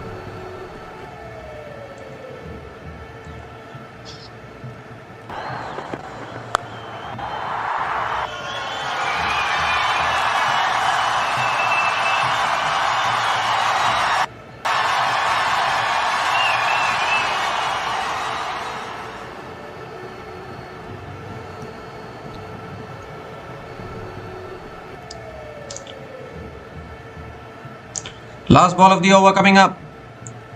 Another full delivery. Sam Curran hits it down the ground. Picks up another single. Keeps the strike for the next over. 10 runs came from that over, including the run out of Jofra Archer. And England are now 160 for 8 after 18 overs.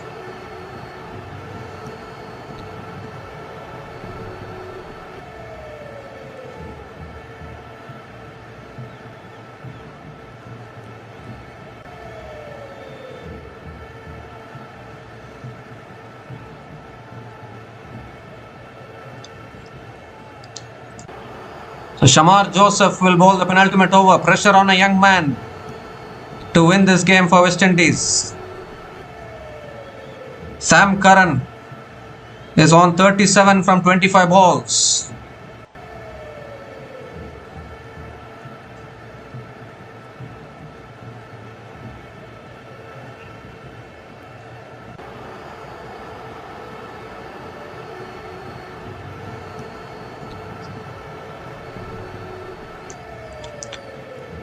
Pressure on a young man here. Shamar Joseph up against the best in the business, up against Sam Curran.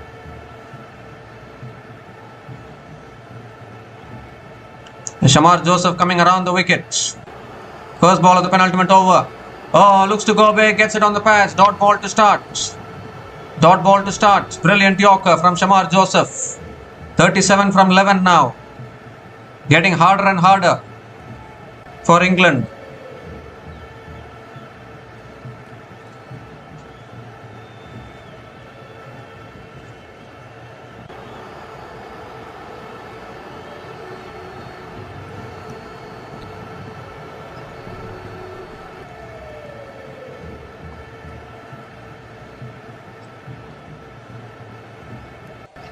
Second ball of the over coming up. Oh, he gave himself room. Shamar Joseph bowled it outside the off stump. It's another dot ball here. Sam Curran couldn't reach it. He was giving himself room to access the offside, looking to go straight down the ground. But in the end got bluffed by Shamar Joseph there. So back-to-back dot balls to start. Pressure on Sam Curran here. 37 from 10 now. Oh my goodness. 4 big deliveries coming up.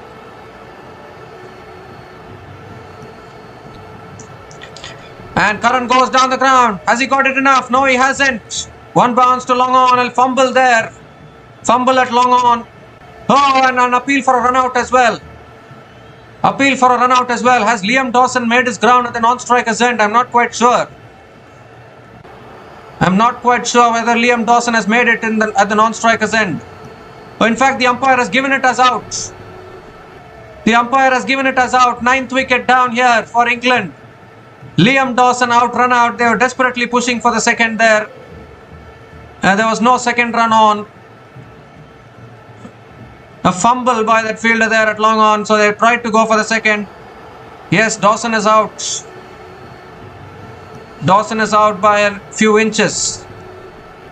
So 9th wicket down for England. Liam Dawson is gone after scoring 1 run from 1 ball. And England are now 161 for 9 after 18.3 overs.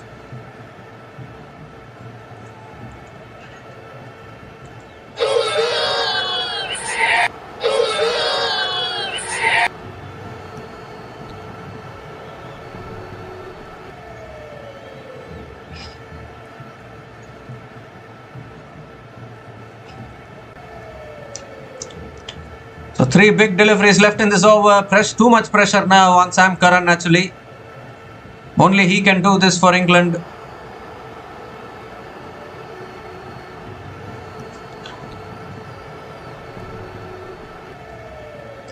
Adil Rashid is a new batter to the crease, but he's at the non-striker's end. Sam Curran is on strike. 4th ball of the over coming up. Big delivery. That's full. Curran goes offside. And has it gone all the way? Has it gone all the way? No. 1 bounce into the boundary for 4. So he gets 4 here, Sam Curran. 32 needed from 8 now. It's becoming very tough.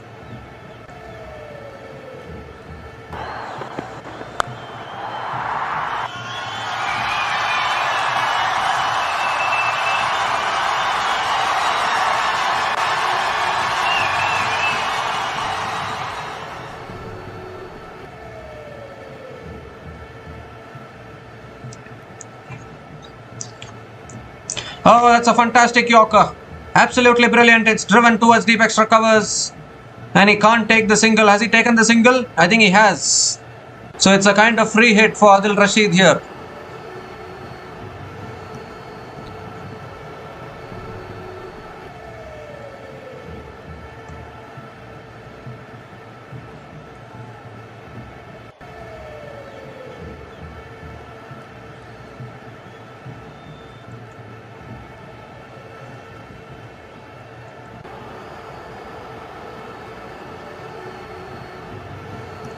So 31 needed from 7 balls. It's a kind of free hit for Adil Rashid here.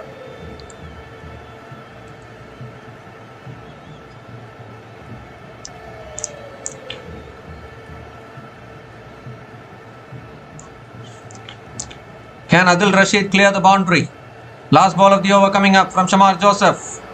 Full toss. Rashid flicks it leg side. The fielder. Has he taken it? Has he taken it? That is the big question he has, I think.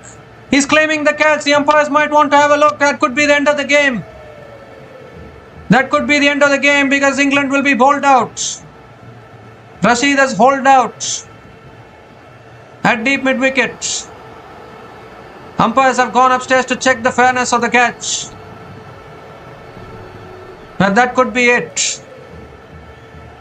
That could be game, set and match to West Indies. Oh my goodness.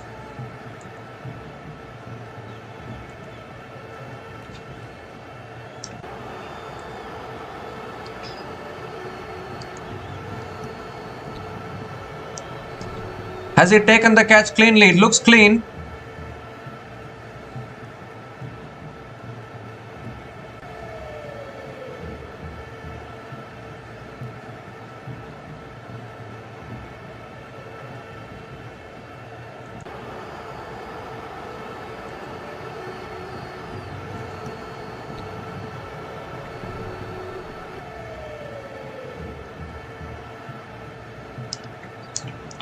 Well, it looks like he has taken it cleanly. It doesn't look like he has grounded it. So decision pending.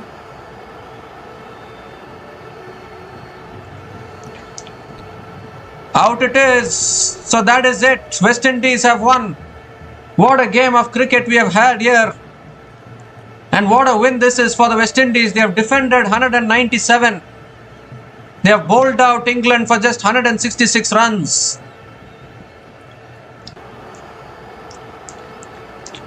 Shamar Joseph finishes it off. A really good catch at deep mid-wicket there from Roston Chase. And the West Indies have won this match here by 30 runs. A brilliant batting performance. And now a brilliant bowling performance as well. They did a spin choke. Godakesh Moti and Roston Chase combined together. Picked up 5 wickets today between them.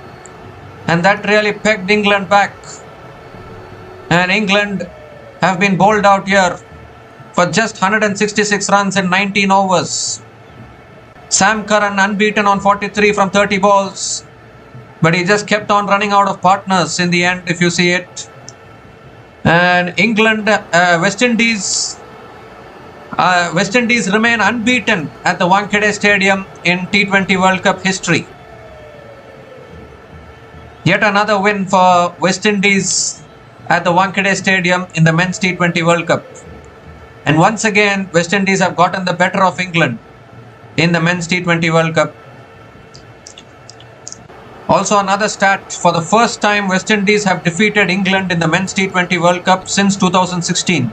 After that T20 World Cup final in 2016, West Indies are defeating England in the Men's T20 World Cup only now in 2026.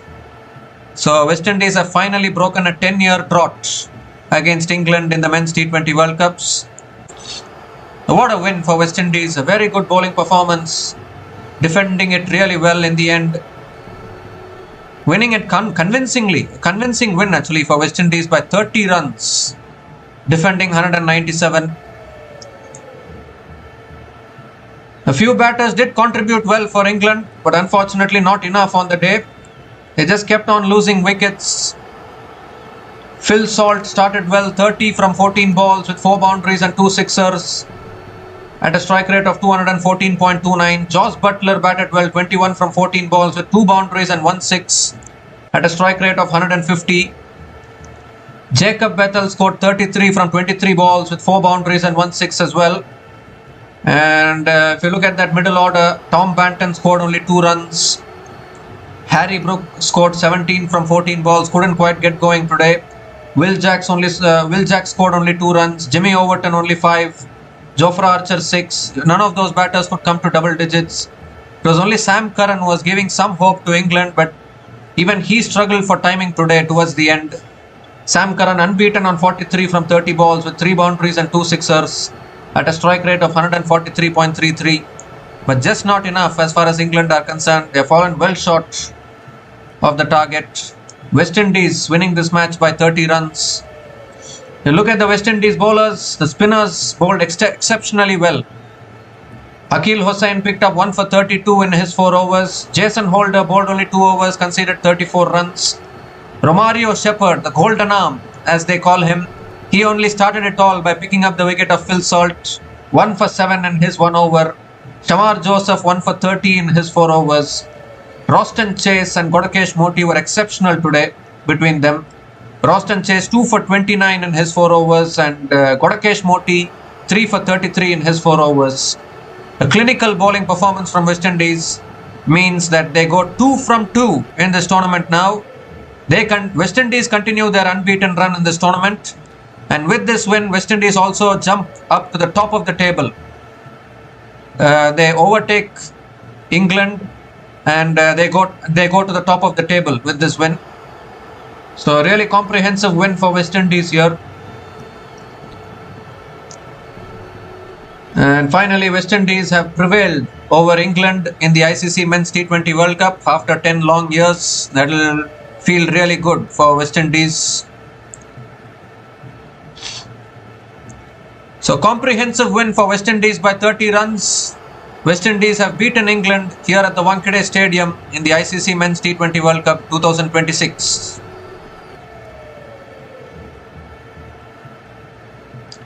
So we'll be back again to cover the future matches of the ICC Men's T20 World Cup 2026. So until we come back again, please like, share and subscribe to our channel Runs and Views. Take care guys, cheers and good night.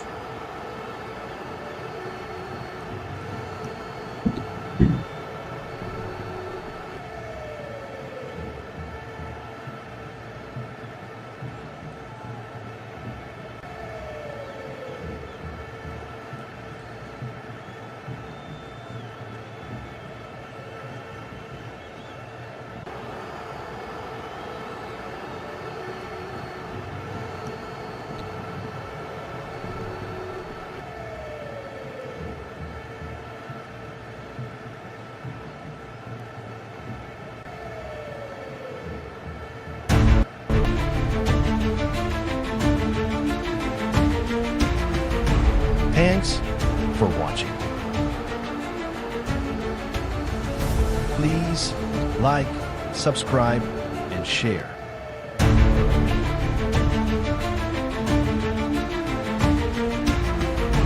Thanks for watching. Please like, subscribe, and share.